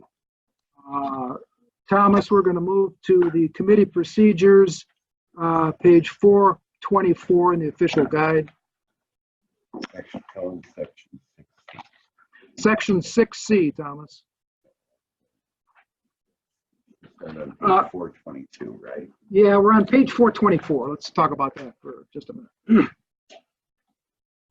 And I want to talk about number 5 at the bottom. Referee warns player about to breach a rule. While a referee is not obligated to warn a player who is about to breach a rule, it is strongly recommended that a referee should do so. It is the WSGA's policy that rules officials will warn a player if they are about to violate or breach a rule, and the official, by stepping in, can avoid the penalty. So as an example, if you see a player drop from a cart path and they drop 2 club lengths from that cart path, and you're standing within a reasonable distance, it is a WSGA's policy that you say, excuse me, sir, it looked to me like you dropped 2 club lengths. You're only permitted 1 club length under the rule. And the player says, well, what do I do? And then you explain, you take them through that. You don't sit and watch the player hit and then walk over and say, well, wait a minute. You got a 2-stroke penalty for playing from the wrong place. However, if the player makes the stroke and plays from the wrong place, there is no point to intervene at that point because there's nothing to warn. The player already has the penalty. The appropriate thing to do would be to wait until the player finishes the hole and then say, let's talk about what happened on the cart path. What did you do? And the player says, well, I dropped 2 club lengths away. And then you say, I'm sorry, it's a 2-stroke penalty. All right. Rulings by committee. When there's no referee to give a ruling, or when a referee refers a ruling to the committee, the ruling will be given by the committee, and the committee's ruling is final. And again, we talked about the fact that the committee is not just Bill or Jeff. The committee is the committee in charge, which means, generally speaking, that Bill is the head of the committee, the head rules official, but the rest of the people on the committee. And there have been occasions that I've been involved in where Bill, as the head of the committee, was not 100% sure. He gathered the committee together and said, okay, committee members, what do you have to say? How should we handle this? And then a consensus was reached, and then Bill gave the appropriate ruling to the person. And are referees by proxy members of the committee or not? On WSGA events, the answer is yes. So if you are there as a rules official and Bill assigns you to the 3rd hole, you are a member of the committee. There are certain circumstances in which various tournaments say our rules committee is comprised of these 3 rules officials or whatever. But in the WSGA, it's all of the rules officials. Provided they have met the minimum standard. Yes, otherwise they would not be rules officials, right? All right. Yeah, right, not spotted. Okay. 20.2C, applying naked eye standard when using video evidence. When a committee is deciding questions of fact and making a ruling, the use of video evidence is limited by the naked eye standard. If the facts shown on the video could not reasonably have been seen with the naked eye, the video evidence will be disregarded. The but says, but if you know some other procedure or some other means, you can't escape it just because it couldn't be seen. And this is a situation where, if you've gone to any of the USGA, PGA events, they show the situation of a player right by the putting green chipping. The player double hits the ball. One of the new rules, that wouldn't be a breach, but they show the player double hitting the ball. You watch it in regular time, you cannot see any double hit. They put it in slow motion and you see the person clearly hitting it. Well, if you can't see it with the naked eye, you can't hold the player accountable for breaching a rule. And that's what the naked eye standard means. 20.2D, when wrong ruling will be corrected. And this is going to go back to the official guide, page 426. And I want to go through a few of these. We talked about this before. Rules officials fall into 2 groups: those who have made mistakes and those that will make mistakes. I'm proud to say I'm a member of both groups.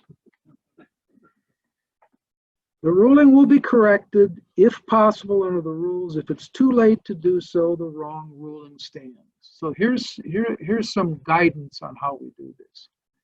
If you instruct the person whose ball is on the cart path to drop it 2 club lengths over, and he drops it and he plays it, that player does not get a penalty from playing from a wrong place. However, if you instruct them to drop it 2 club lengths, and then they're about to play, and all of a sudden you go, oh, what was I thinking? You now have the obligation to correct that error before the person makes the stroke. So you should say, oh, just a minute, excuse me, I made a mistake. And if the person says, well, it's too bad you made a mistake. No, I made a mistake, and now I'm going to correct it. Well, what do I do? Well, you have to pick up the ball, and you have to drop it in the correct spot. And the correct spot is your nearest point of complete relief, and you must drop it within 1 club length. If the person has already made a stroke, you can't correct it. So what about playing from a wrong place?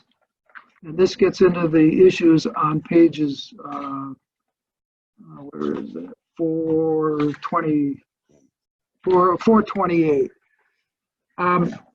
Let's go over a few situations to understand how this works. And I may have brought this up last year, but it's such a good story, I'm going to tell it again. The first error I made, that at least I'm willing to admit to public, was in 2011 at the State Amateur at Maple Bluff. It is a short par 5. Most of the good players go for the green in 2. The player hit his second shot towards the green. It went into some tall grass just short of the putting green. I happened to be on that hole. I went down to help the player look for it. The player could not find it. And after about 3 minutes, at the time we had the 5-minute rule, said, can you take me back up to the top of the hill? I'm going to play another ball. And I said, I take him in. He gets to the top of the hill, takes another ball, shoulder height, drops it, it hits the ground. His buddy down at the green says, hey, Charlie, I found your ball. It's the Titleist 3 with a red dot. And the player is excited, and he says, oh, I get to play it down there. Take me right down there. And I was excited, and I said, okay, hop in. I took him down there. Now the player gets down there. He chips it onto the putting green. Meanwhile, I go back to the top of the 14th, and now the wheels are starting to churn, and I'm saying, well, let's see what happened here. The player dropped his ball with the intent for it to be in play. That ball is now in play. What about the original ball? The original ball is out of play. That original ball is now a wrong ball. And I look down, of course, the guy's on the putting green, and he's putting and so forth. So I'm saying to myself, I've made an error. What do I do? So I get out the rules book, and this is the old Rule 34. And I'm paging through it, and I find what is in essence on 428, 429, that you correct the error, serious breach. So my mind's going, well, is this a serious breach? Well, the player should have played his 4th shot from 200 yards out. I let him play his 3rd shot from 30 feet out. Serious breach, pretty easy. So I'm reading through the rule. Oh, serious breach. You correct it until the player tees off on the next hole. I look down, he's standing on the 15th tee, he hits it, and off it goes. All right, so I made a number of errors there. The long and the short of it is now the player is going to get away with that because I made the error. First of all, the first error I made is if I'm not 100% sure of the rule, I should have said to the player when he dropped it and said, I'm going to run down and play that, just a minute. And I would either look it up, or more likely, since it's a tournament situation, I get on the phone, I call Bill. Bill would say, no, you can't do that. You got to let him play that. That would have been the end of it. Second mistake I made. The guy goes down there, and now I have some doubts in my mind. At that point, I should have gotten on the radio, and I should have gone down and told the player, wait, before you cut out on this hole, hold it. I'm going to call the head rules guy and find out what the ruling is. Of course, Bill would have said it's a must correct. You got to take them back up, and it would have taken them back up. Instead, maybe I was embarrassed, who knows? I was looking through the book to find the answer, and I did find the answer, good for me, but it was too late. So this player then got away with, because of my errors, at least 1 stroke and probably 2 strokes better than he should have gotten. So how do we know when and how to correct? the simple rule, and you look at 428 and 429, it's worth reading them, but it's kind of, I find it sort of stilted language. Here's the way I remember it. If the person plays from the wrong place because the rules official told him to play from the wrong place, the minute the player makes a stroke, you do not correct it unless it's a serious breach. So if I'm on a cart path, sir, how far do I drop? You drop 2 club lengths.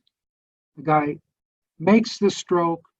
That's not a serious breach because it's 1 club length versus 2. That's it. We're done. I made the error. The person gets no penalty. Don't worry about it. Or you can worry about it, but you can't do anything about it. So and that's true of both match play and stroke play. Let's talk about a serious breach. If there is a serious breach, the rules official must correct it, but the statute of limitation runs out when the player makes another stroke from the next teeing ground, or if an opponent makes a stroke. Everybody get that?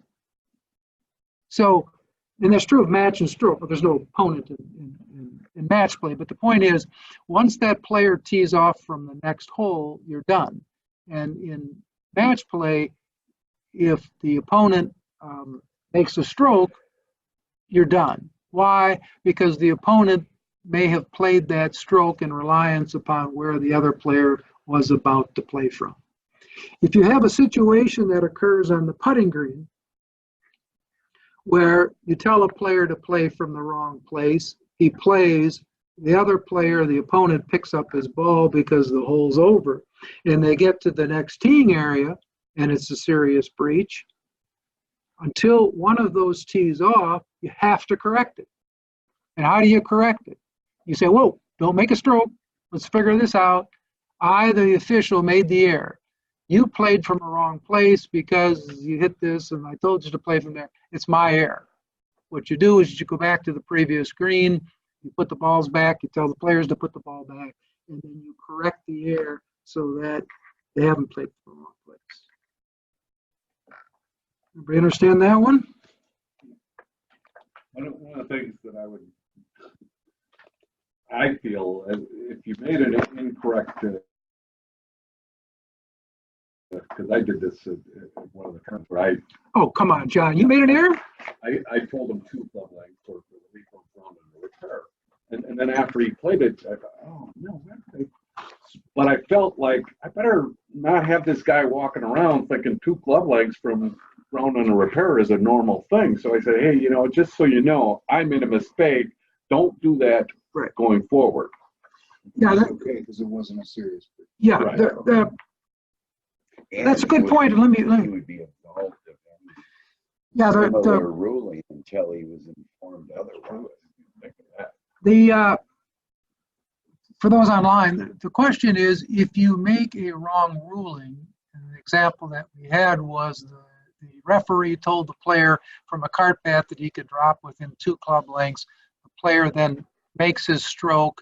The player is not going to get a penalty. The question is, should the rules official, once he discovers his error, nevertheless go up and tell the player that, look, in the future, you're not going to get a penalty, but in the future, you have to drop within 1 club length, because if you don't, then perhaps that player could rely on that fact for the rest of the round, that he was told that relief from a cart path is 2 club lengths. And the answer to that is yes, you should do that. But again, don't run up when the guy's putting. Wait till he's between holes and explain to him that you, the official, made an error. Here's the error you made. Here's the correct ruling. On you go. All right, let's talk about disqualifying players. I'm sorry, I want to talk about one other thing on the procedures. And this is on 422 and 423. And this is when you are assigned or not assigned to a match in match play.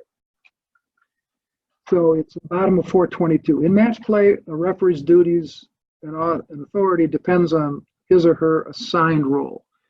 First bullet point, when assigned to one match for the entire round, As the referee is with the match throughout, he or she is responsible for acting on any breach that he or she sees and is told about.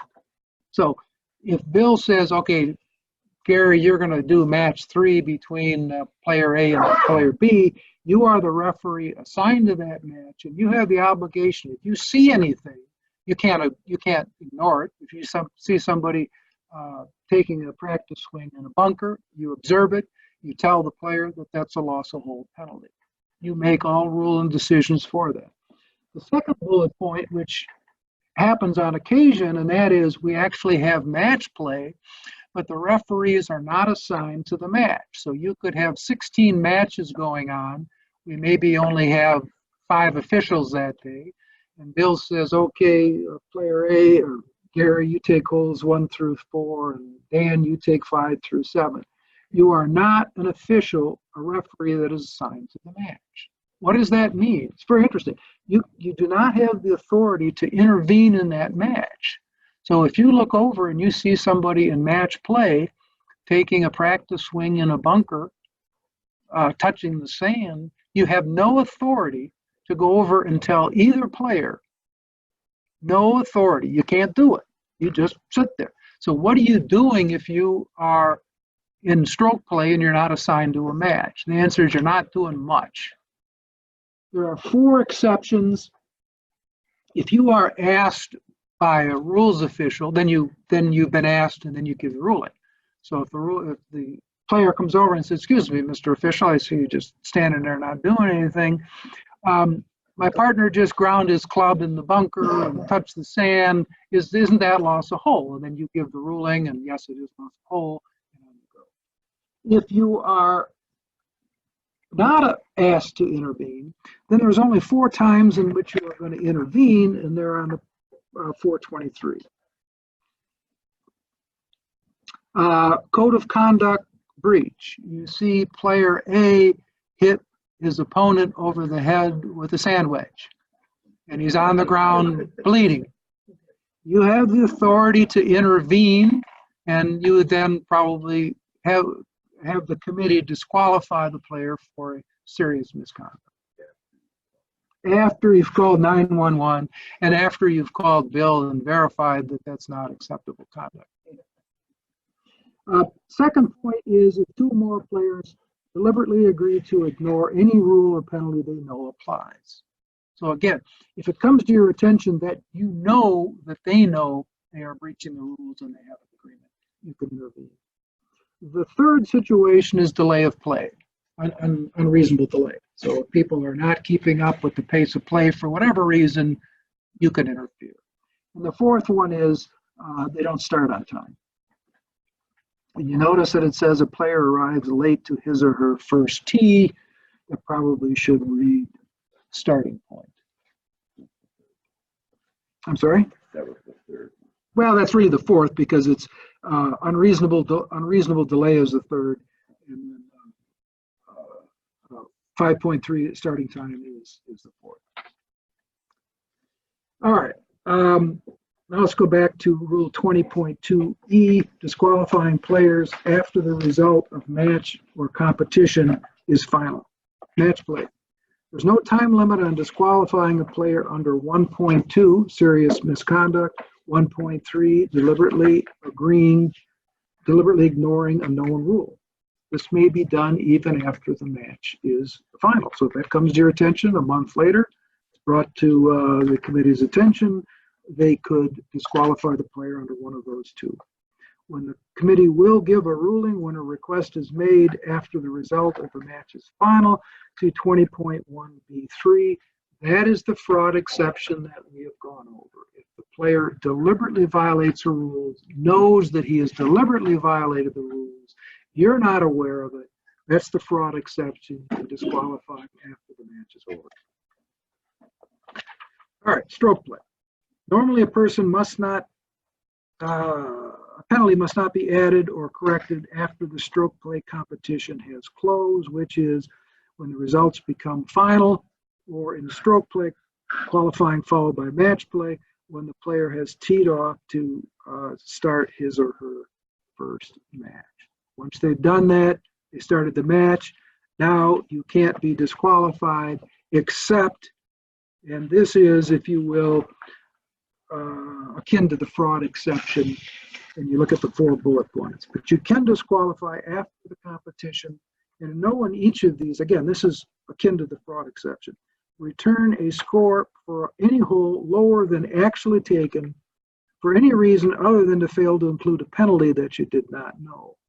It's sort of a backward saying is if you got a 6 on the last hole because you hit the ball 6 times and you write down 5, you can be disqualified after the competition.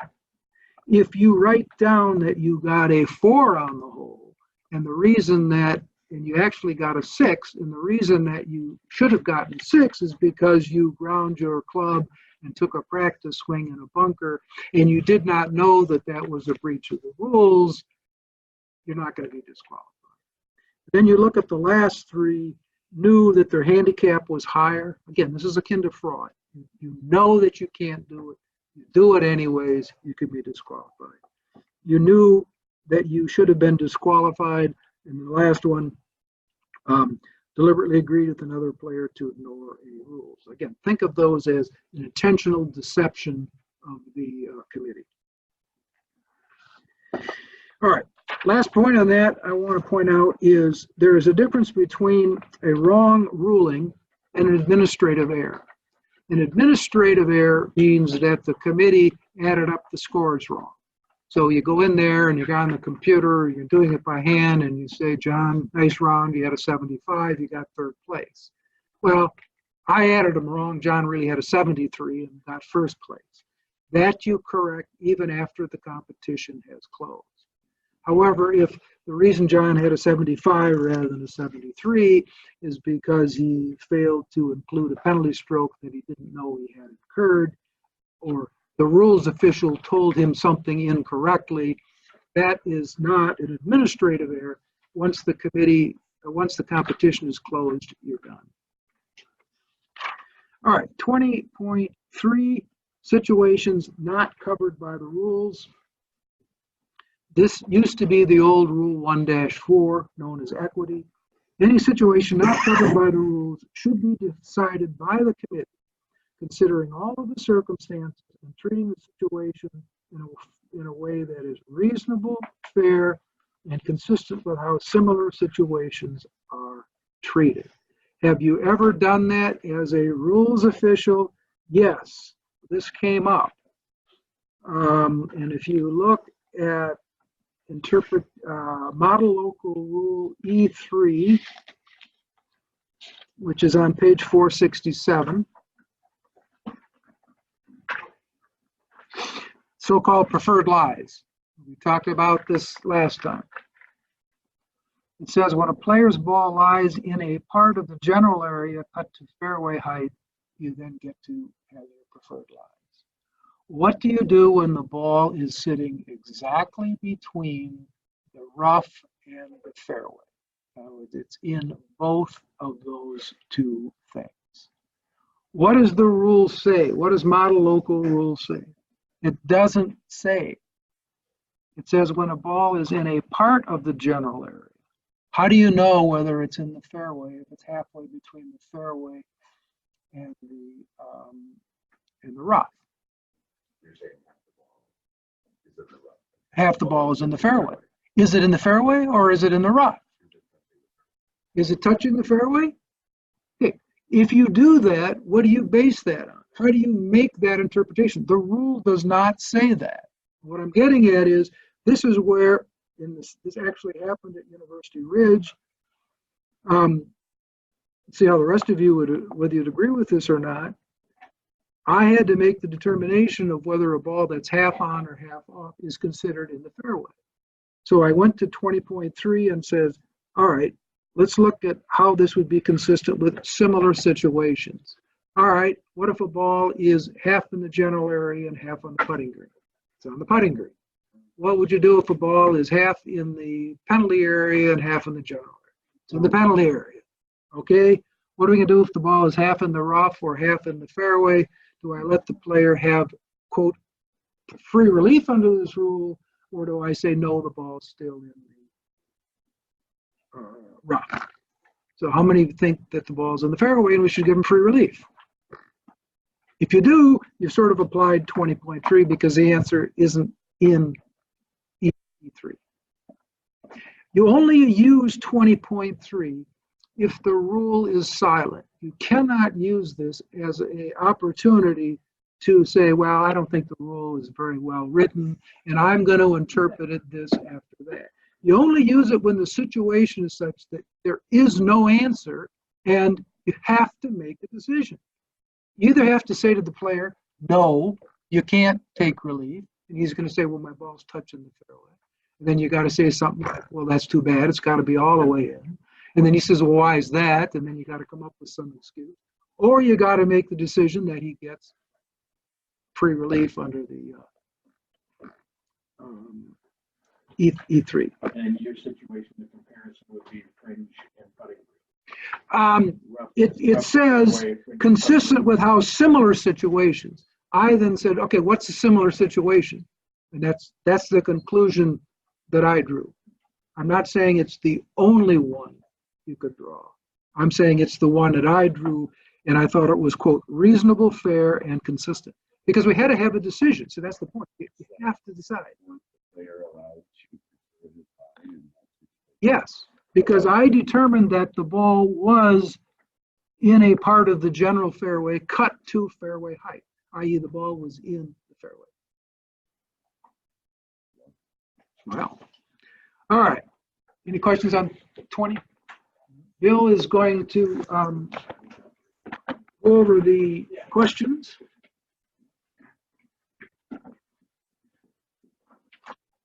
Before I get started, you may notice that there's two new people in the room, and I want to introduce you all to Nick Zelmer and Mario Falsetti, who are our new associate directors. And guys, welcome aboard.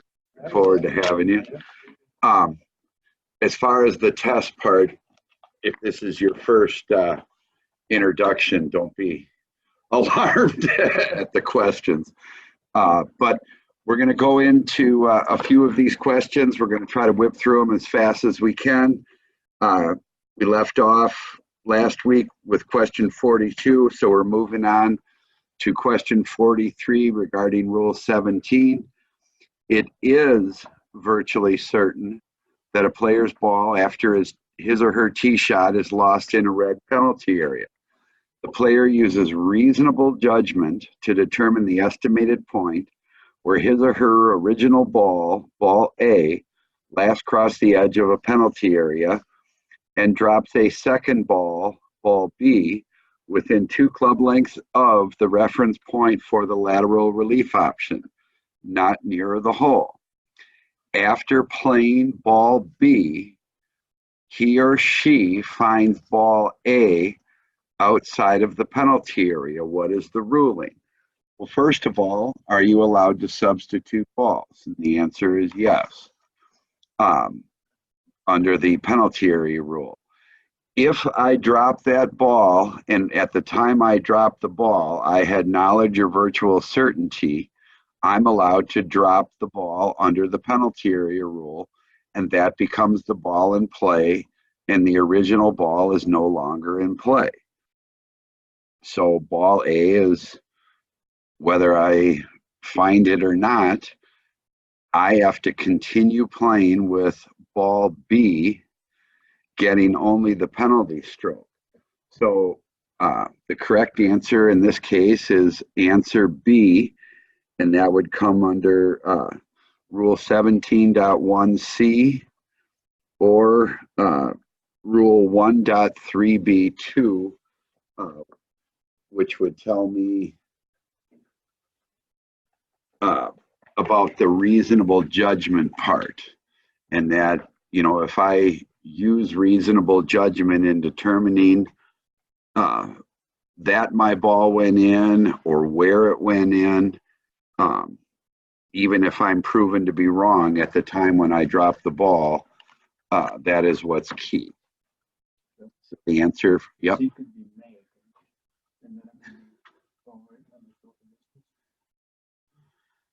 No. Well, I'm virtually certain. So I know where the ball is. Yeah, and you dropped based on the correct rule. Yeah, and That ball came play. Well, yes, but before I played the ball, before I dropped, before I played, I Oh, could yeah, go back. yeah. correct. Yes, but in this case, it says after playing ball B, I found ball A. Well, I put ball B into play properly under that rule, so that is the ball in play. And wherever I find A doesn't matter. Could be outside the penalty area, could be inside. If I've played it and I dropped with knowledge or virtual certainty, that's the ball in play. So the correct answer is B for question 43. Question 44, also pertaining to Rule 17. In stroke play on the 13th hole, perhaps at Oconomowoc, we'll find out, a player makes his first stroke from within the teeing area and this ball comes to rest in a penalty area. After surveying the situation, the player decides to proceed under 17(1)(d), 1A, which is stroke and distance relief. He returns to the teeing area, not the tee, but the teeing area. And by mistake, the player plays a ball in front of the tee markers outside of the teeing area. Plays a ball from there, and that ball comes to rest in the middle of the fairway. The player takes 3 more strokes to hole out. What is the player's score? So let's do the little stroke and penalty. And, the first tee shot counts. That came to rest in a penalty area. I decided I'm going to proceed under stroke and distance relief, so I'm getting a penalty under Rule 18.1 for stroke and distance. I return to the tee and I make a stroke from in front of the tee markers. So that stroke counts. Unfortunately, it was not from an area prescribed by Rule 17(1)(d), so I've played from a wrong place and I get 2 more penalty strokes. Now the question becomes, do I have to correct the error? Well, it was played from the wrong place, not while starting play of a hole. So I don't need to correct the error, and I simply get 2 penalty strokes. And then that ball comes to rest in the middle of the fairway, and I take 3 more strokes.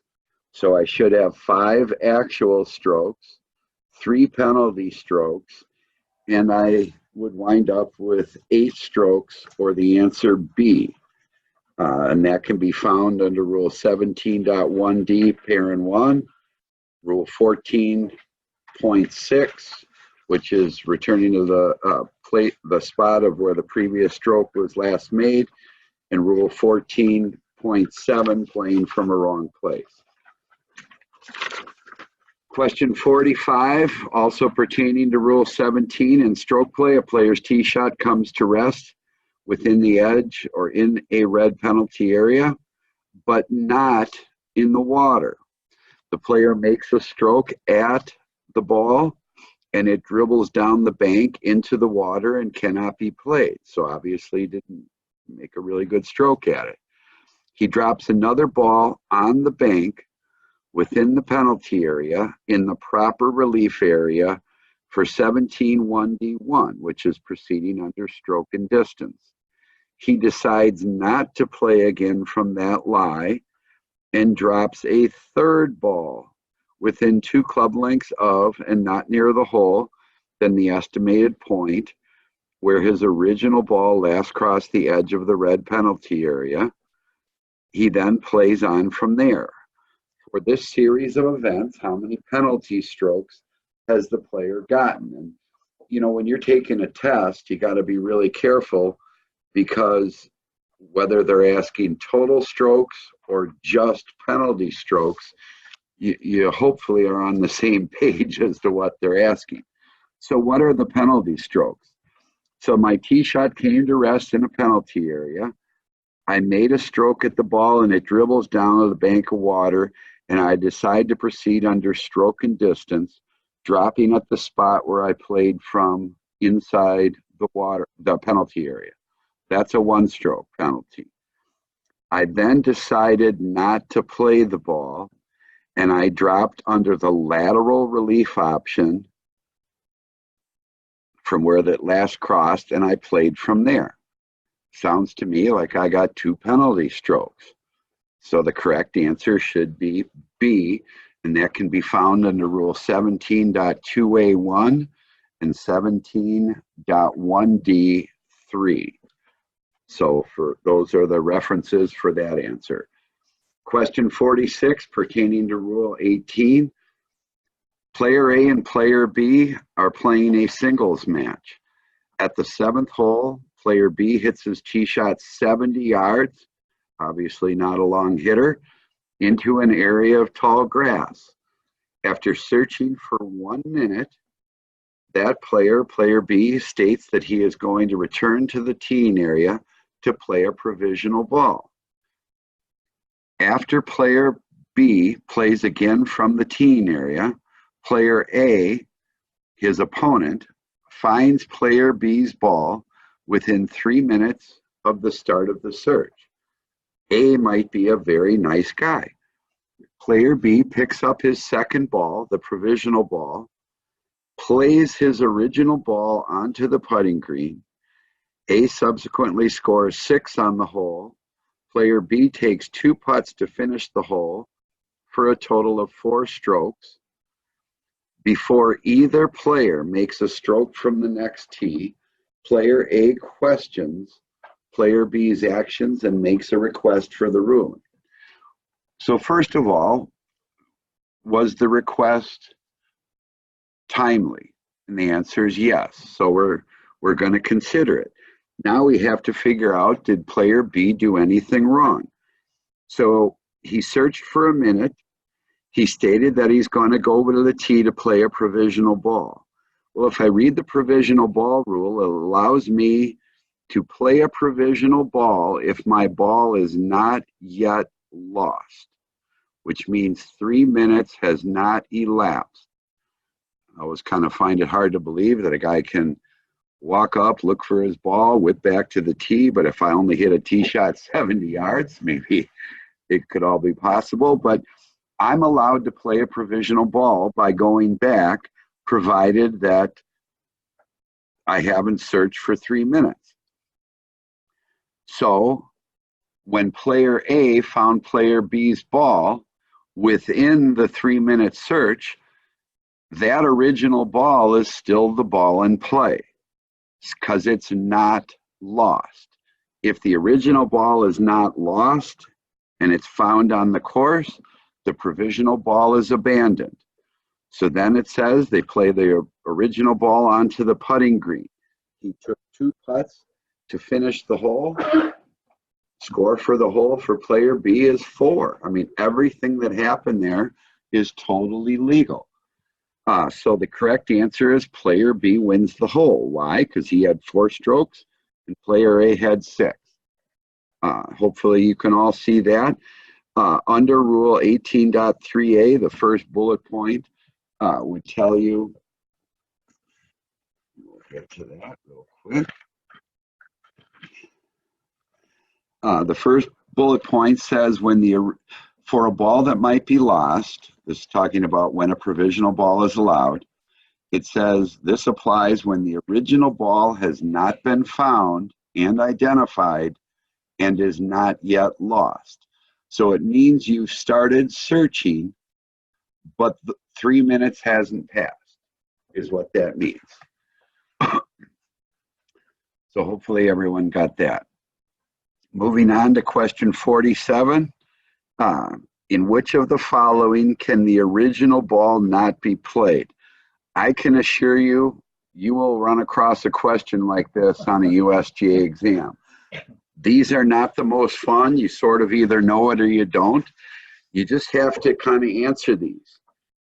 Can I play the original ball in this instance, or can I not? So let's go through them. Spectators have searched for a ball for 4 minutes, and the ball is found just as the player and his caddy arrive in the area where the ball is likely to be. Even though 4 minutes has elapsed, it hasn't elapsed when the player or somebody on his side, his caddy or his partner, have begun looking. So effectively, this ball was found the minute the players walked up, which was in 3 minutes of when they began search for it. So could I play that original ball? Yes. So A is not the correct answer. Answer B, the player's ball is found 2 minutes after the search has begun. The player has already dropped but not played a ball under Rule 16.1e, which is relief for a ball not found in or on an abnormal course condition, when it is not known or virtually certain that the ball, which has not been found, is in an area of ground under repair. So in that case, I dropped under an inapplicable rule, which means that I'm going to correct it by doing what? Picking up the ball I dropped and then proceeding correctly by playing the ball as it lies, which means the original ball, or proceeding under stroke and distance. But this says, so B is not the correct answer. C, the player has made a stroke at a provisional ball from a point that is the same distance from the hole than where the original ball is likely to be, after which, meaning after I have made the stroke at that ball, but within 3 minutes of starting the search, the original ball is found. So the provisional ball rule says that if I make a stroke from the same distance or further from the hole, that provisional ball is not yet the ball in play. So I could play the original ball in that instance. And lastly, the player has put another ball into play under penalty of stroke and distance, after which, but within 3 minutes of the player starting the search, the original ball is found. And Dan alluded to this. At any time, a player can proceed under stroke and distance. Sometimes it's a wonderful consideration. And the 3 minutes at that point means nothing. If I put a ball into play with the intent to proceed under stroke and distance, that's the ball in play. I guess maybe unless I return to the tee and make a stroke from it. But in this case, I've dropped a ball. I put another ball into play with the intent of it being stroke and distance. So the answer for 47 is D. And there's a number of rules, 18.2a, parent 1, rule 16.1e, which deals with the ball in an abnormal course condition not found, rule 18.3c1, which is the provisional ball reference, parent 1 there, and rule 18.1, which is proceeding under stroke and distance. Moving on to question 48. In which of the following cases may the player continue playing with his provisional ball? And then I reiterated, rather than must continue playing with respect to the original ball. So in each of these questions, I'm going to assume that I've hit an original ball, I've hit a provisional ball, and I want to know which are the situations where I can keep going with my provisional ball. So A, the original ball is found in an area of temporary water in the general area, but the player does not wish to drop within 1 club length of the nearest point of complete relief from where the ball lies and would prefer to proceed under stroke and distance. Well, if I found the ball in temporary water and the ball is not lost in that condition, I'm going to use the nearest point. Not only may I must use the nearest point of complete relief. So I could not keep playing with the provisional in that instance. Answer B, the player finds his original ball in a penalty area, but wishes to proceed under stroke and distance. Okay, well, if I found the ball in a penalty area, I don't need to keep playing with my provisional ball because my original ball was not lost outside a penalty area or out of bounds. So it's still in play and I could proceed under stroke and distance.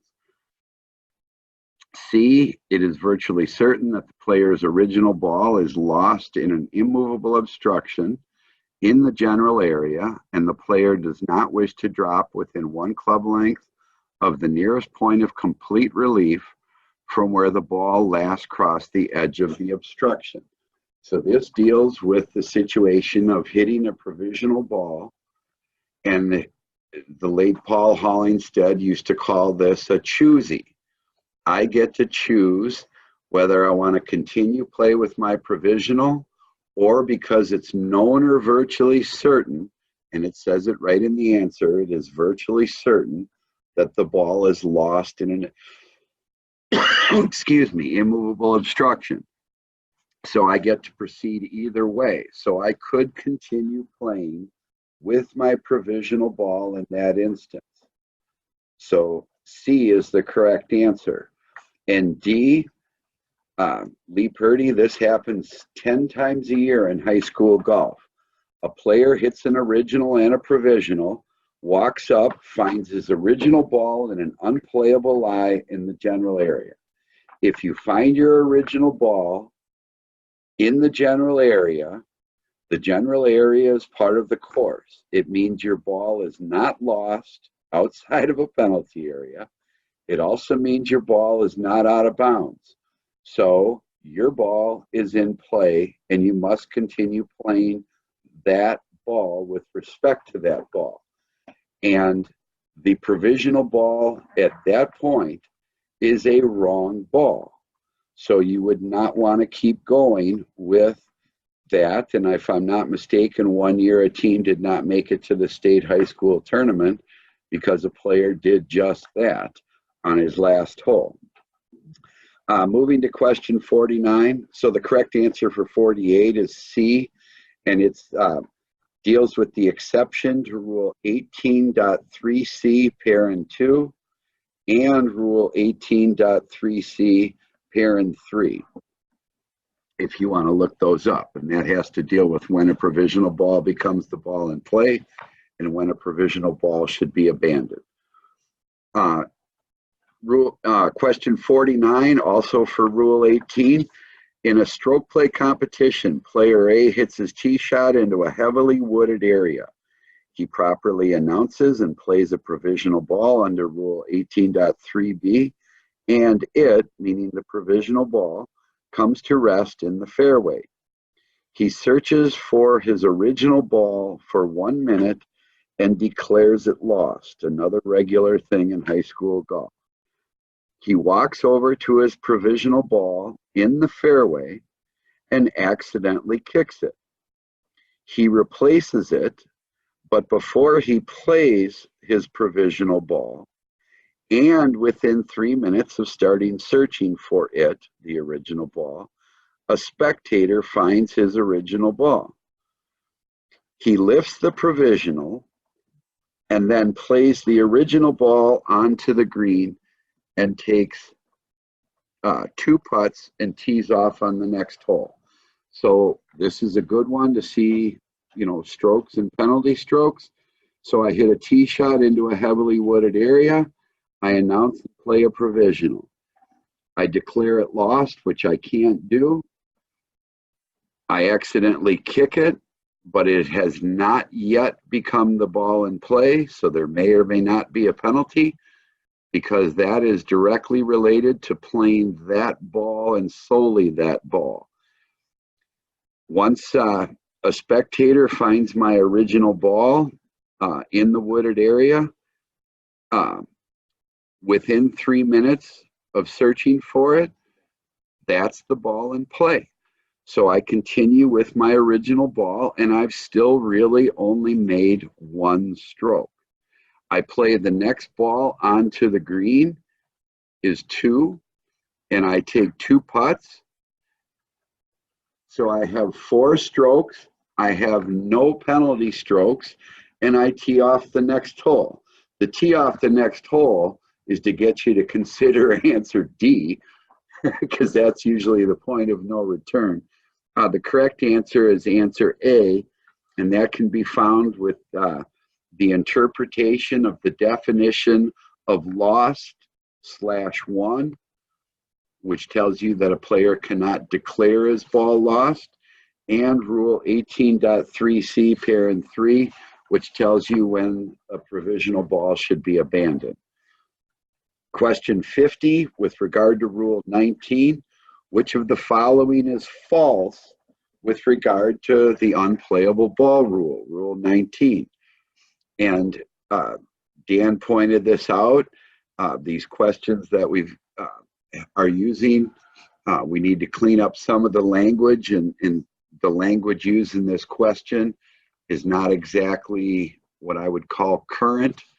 I would call this pre-2019 language rather than post-January 1st, 2019. So I'll try to use the correct language and you'll certainly understand it. Answer A, player may treat his ball as being unplayable anywhere on the course other than a penalty area. Is that a true or false statement? That's true. Answer B, a player may treat his ball to be unplayable in a bunker and drop a ball outside the bunker by employing any of the options under Rule 19. Well, that's not true. When I proceed under the unplayable ball rule for a ball that's in the bunker, if I'm going back on the line or laterally for a one stroke penalty relief situation, that ball must be dropped in the bunker. So there's just a couple options. So that is false. Obviously, you want to keep going just in case you come up with a second false answer. That's right.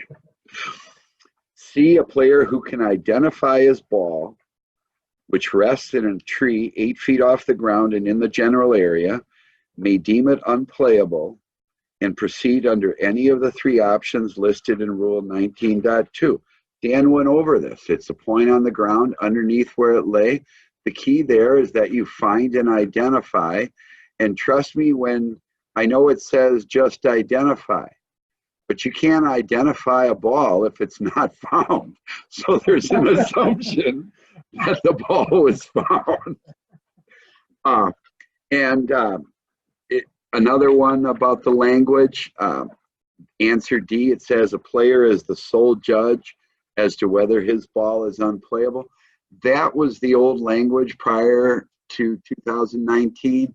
Now it says a player is the only person who may decide to treat his or her ball as unplayable by taking penalty relief. So that is a true statement. So the correct answer is B. Player may deem his ball unplayable in the bunker and drop a ball outside the bunker by employing any of the options. Outside the bunker would only allow you the stroke and distance option or the 2 penalty stroke option, which was new for 2019. Moving on to question 51, which of the following statements is true about the unplayable ball? So we're going to flip it over now. Which of these is true? A player who determines his ball is unplayable in the general area may not drop his ball in a bunker unless he is proceeding under the stroke and distance relief option under the unplayable ball rule. Well, I can drop in any area of the course in proceeding under the unplayable ball rule. So that's a false statement. Answer B, a player who determines his tee shot is unplayable in a bunker has 2 options for dropping outside the bunker. I think I literally just gave the answer when I stated the previous question. What are the 2 options? Stroke and distance, and the other is under a penalty of 2 strokes, dropping back on the line outside of that bunker, keeping the point where it had been unplayable in the bunker between the hole and using that line and dropping under the back on the line relief procedure. So that is a true statement, and that is the correct answer. But again, I would always advise you with one of these, keep reading to make sure you don't get two correct answers. A player believing his original ball might be lost played a provisional. Sounds like we're going along pretty good so far. After finding the original ball within 3 minutes in an unplayable position in the general area, the player may continue with the provisional ball. That is false. We just talked about that. D, a player's tee shot comes to rest in tree roots.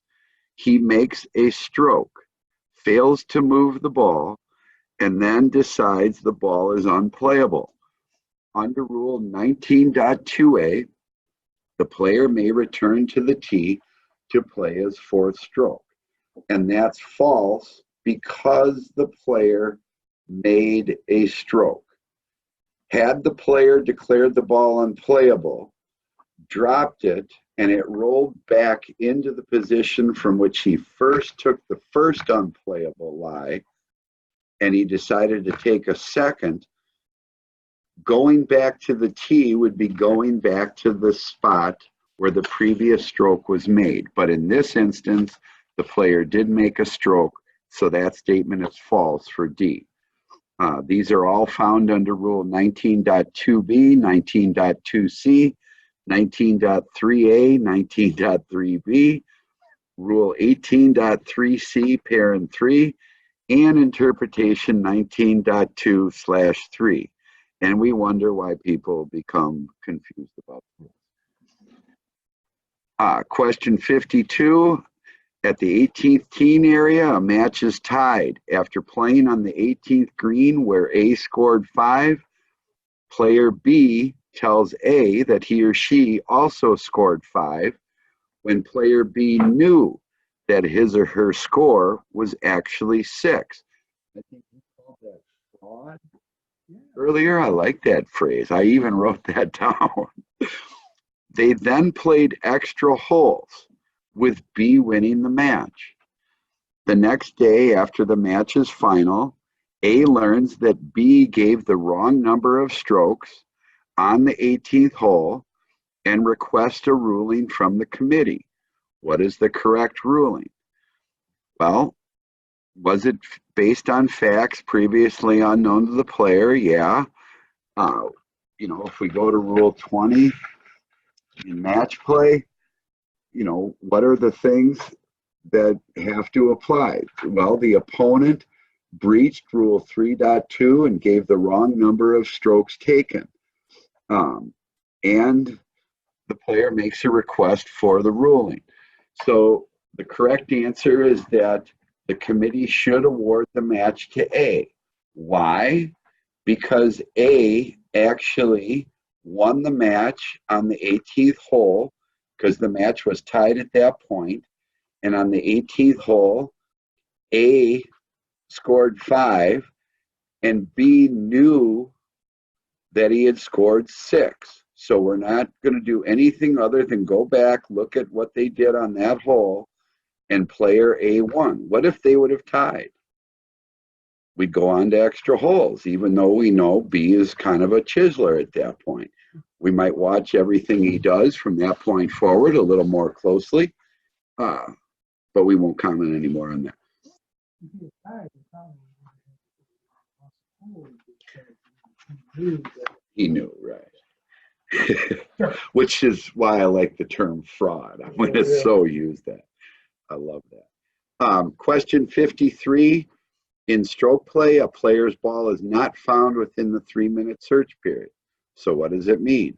It's lost. That's what those words mean. The ball is lost. He walks closer to the green and then plays his provisional ball. So what's now the ball in play?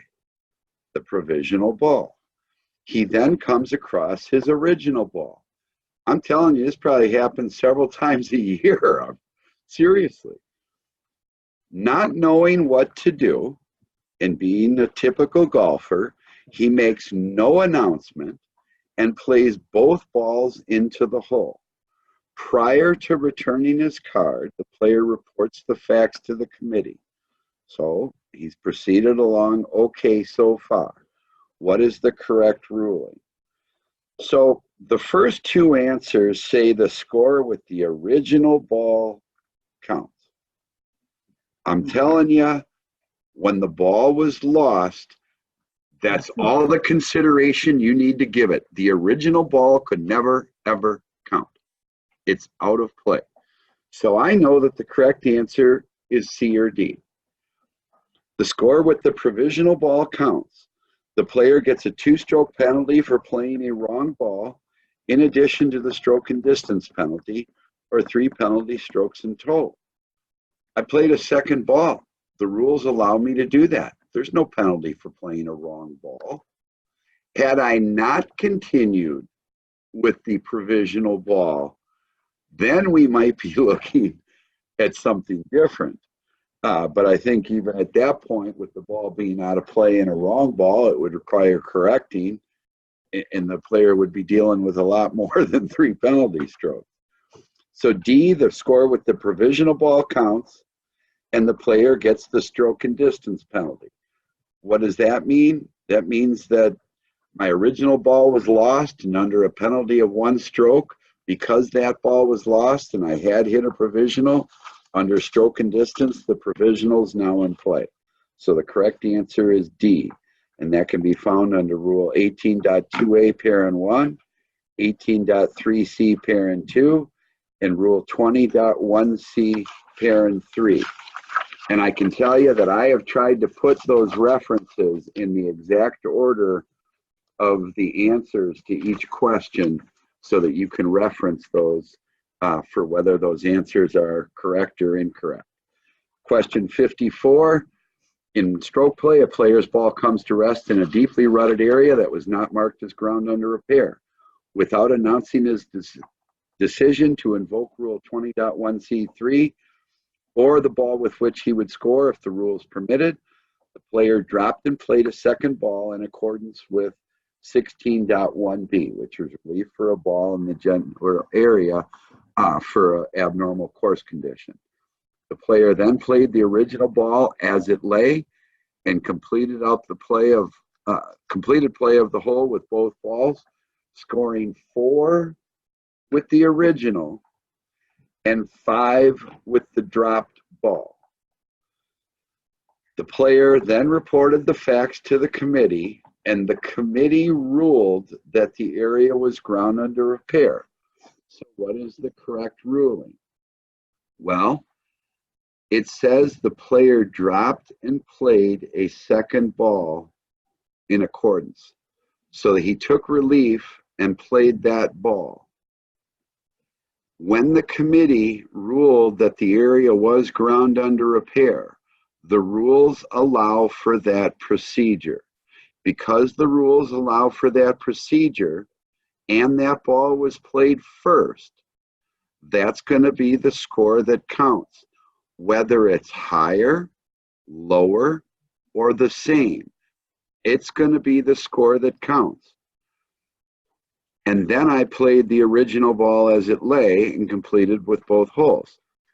When the committee said that the area was ground under repair, I'm going to get the dropped ball, and I scored 5 with that ball. So the correct answer is B.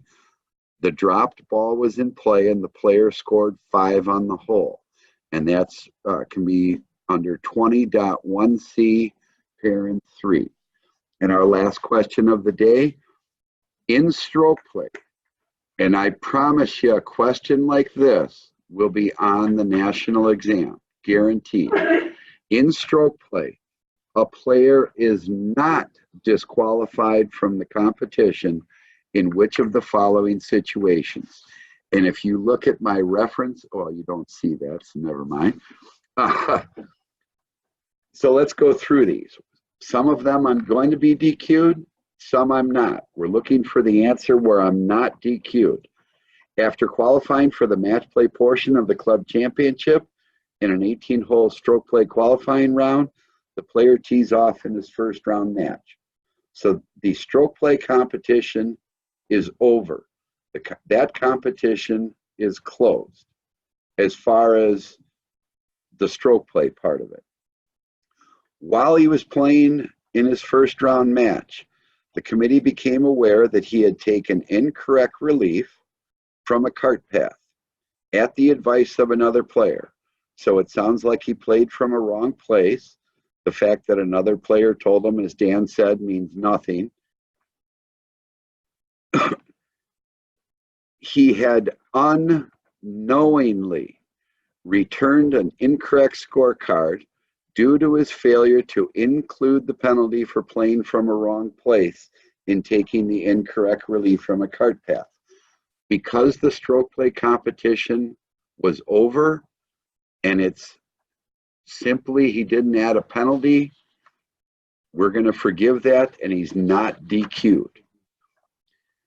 Answer B, 2 weeks after a player had been awarded the first place trophy in a 36-hole stroke play club championship, it's discovered that he and another player had agreed to use distance measuring devices because they disagreed with the committee's opinion or decision to implement the local rule prohibiting of such devices. And if we go to Rule 20.2e, Parent 2, if I deliberately agreed with another player to ignore any rule, I'm going to be disqualified. So in question B, I'm going to be disqualified. In C, the player purposely records a handicap of 10 on his scorecard when he knows his handicap is 7. At the end of the round, I return my scorecard to the committee, finish in 3rd. I find it interesting that a committee 4 months later would be looking into the net score of someone who finished 3rd, but nonetheless they did. This player played to a higher handicap than that to which he was entitled, and he knew before the competition had closed that he showed a handicap higher, and this affected the number of strokes received, so he would be DQ'd. And then lastly, answer D, the player played a wrong ball on the 18th hole and then returned his scorecard to the committee without correcting the error. He realized after returning his card, but before the competition was closed, and Thomas, I just noticed that the answer I put on there is not correct. So don't show that. But the player played a wrong ball on the 18th hole, returned his scorecard to the committee without correcting the error. He realized after returning his scorecard, but before the competition was closed, and the committee became aware of this after the close of the competition. So that player would be DQ'd in that instance. So the correct answer where I wouldn't be disqualified is simply answer A. I did have the correct answer, Thomas. Never mind. Does everyone see that? But those are all found under Rule 20.2e, Parent 2 under stroke play. All 4 bullet points of the part about the player must be disqualified even after the competition is closed.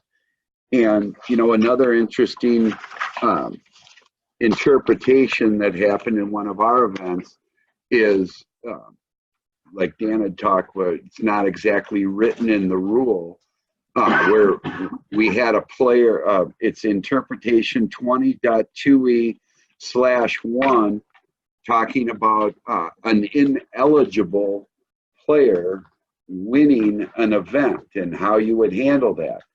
And obviously that would be a disqualification penalty because that player did not really meet the terms of the competition.